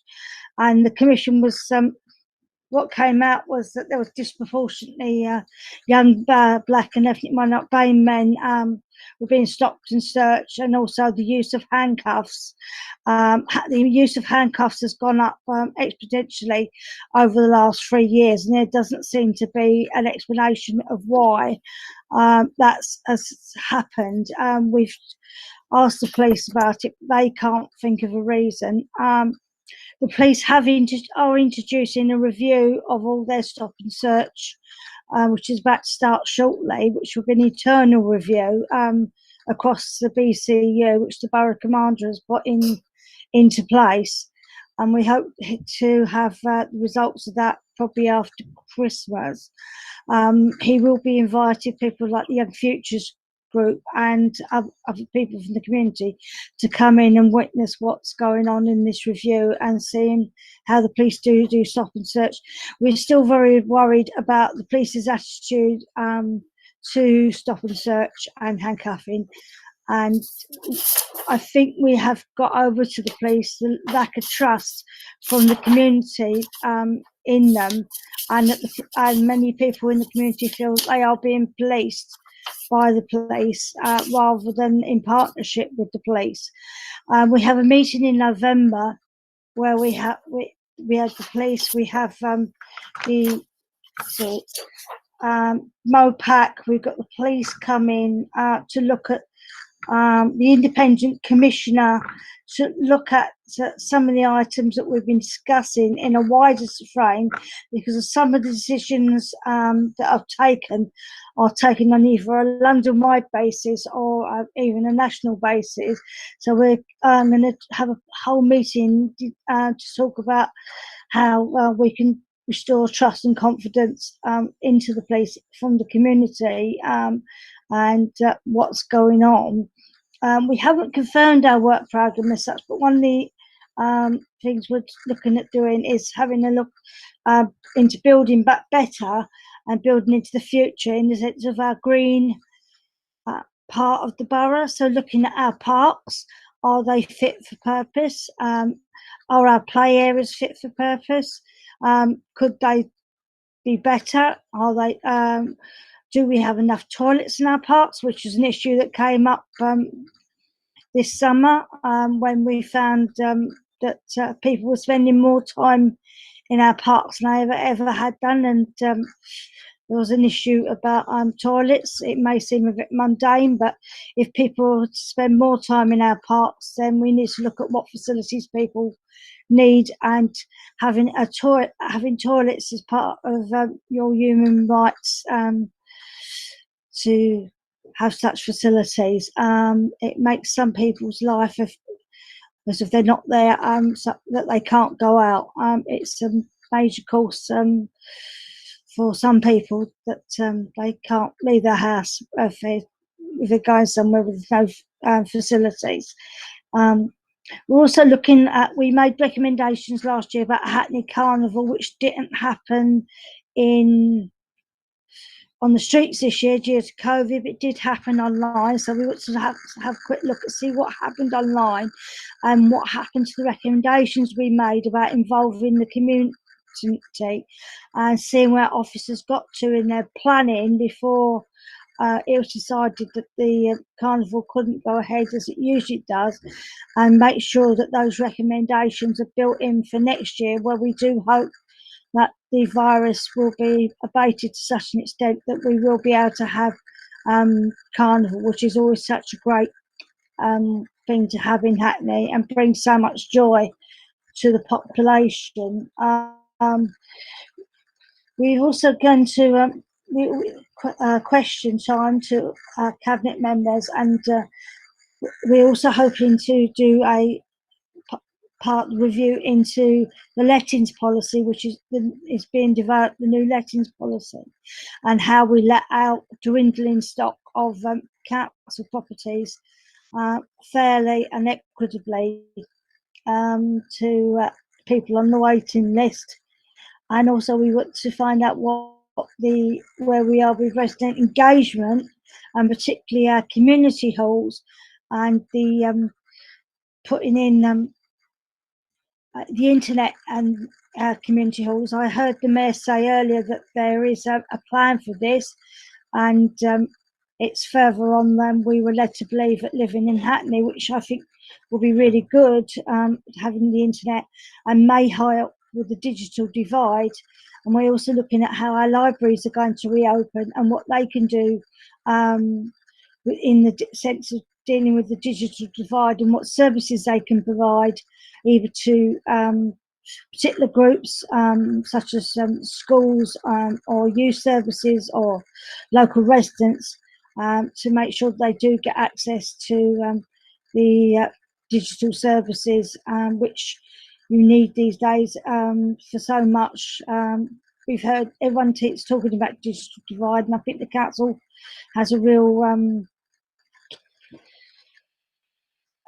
leading role in making sure, doing everything we can to make sure that our residents can access digital services such as claiming benefits and council services. I'll stop there if anyone's got any questions. Thanks very much. Thanks very much, Councillor Patrick. I've got children and young people next on my list. Councillor Conway. Thank you, Chair. CYP work programme to September has been focused on how education and children and young people services have responded to COVID in particular, how the most vulnerable children have continued to be supported, such as those in receipt of social care or with special educational needs, the impact of school closures on children's studies and possibly contributing to 2021, COVID response has had a significant impact on budgets, and the Commission will be monitoring areas of high spend, in particular children's social care and residential placements, as mentioned in the previous item, and of course SEND spending.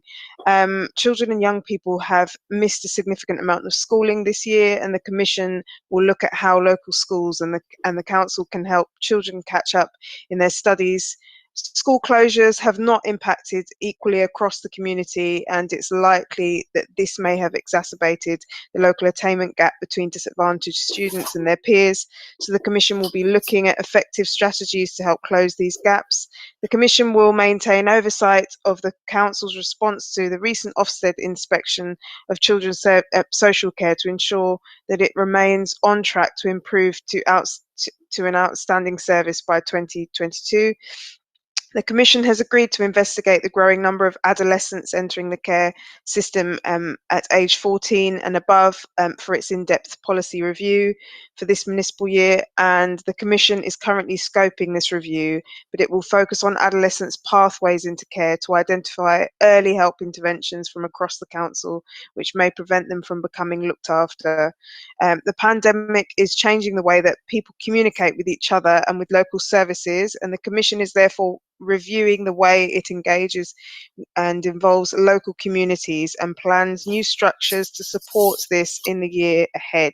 For example, more site visits, newsletters and social media to engage as many community groups and as many members of the public as possible. Thank you.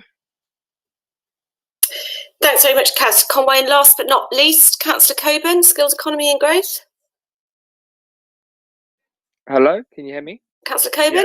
Yeah, hiya. Sorry, I was just trying to unmute myself. So for the Skills Economy and Growth Commission for this year, obviously it's pretty much a lot of what Phil and the Mayor has been talking about around sort of the impact of COVID on the local economy. So we've been looking at specifically around sort of the impact on business, and obviously it's been quite depressing in many ways, because obviously we know how much our businesses have been impacted. So the Commission has had a series of meetings looking at sort of bringing together a wide range of stakeholders to understand the impact of COVID on our local economy. We thought it was really important to have that meeting whilst it was quite raw, because we just wanted to sort of capture the real feelings of our communities, our businesses and our wider sort of stakeholders, and just to try to feed in sort of try to understand, you know, how the inclusive economy strategy adapts sort of in light of COVID, and also what role does the Commission play in terms of helping support the new vision of building back better, particularly with a sort of greener economy, and also in relation to making sure all of the stuff that we've heard from sort of the Mayor around sort of the job opportunities. Sort of going forward, what we're looking to be doing is specifically looking at one of the areas of the Commission is obviously transport, and we're going to be looking at sort of the emergency sort of transport plan and sort of understanding the impact and sort of look at the analysis of what impact that's having, and obviously try to sort of bring a sort of a balanced conversation there as well. So we are going to be bringing that into the commission sort of in the following months. We're just trying to sort of finalize a date just to understand when would be best to bring it, because obviously we want to make sure that we have the right data from what's taking place. And we'll also be looking at sort of space on our high streets and our town centres. I mean, obviously one of the challenges that you all know and you would have seen in your own respective wards is that a lot of our sort of high streets have been decimated in many ways because of the impact. And I'm speaking to businesses where, for example, they're not even in the position to sort of open up, even if sort of they're not paying rent or not paying rates, because obviously if they're by stock and there are restrictions brought in, then that means that they go into even further sort of financial trouble. So it's quite a worrying time. So what we're looking at doing is having a session specifically on what we can do with our high streets to make sure that we can be a bit more creative about how we use space. Is there a way in which we can sort of like make sure that we offer opportunity for our sort of creative and sort of young people in our borough? And particularly the other area that we're looking into as well is around sort of the impact of how we can sort of reskill sort of redefine our skill offer as a council in light of COVID happening. And obviously we know that, COVID would have impacted a lot of sectors. What does that mean for sort of different industries, different types of quality groups, and what role can the council play?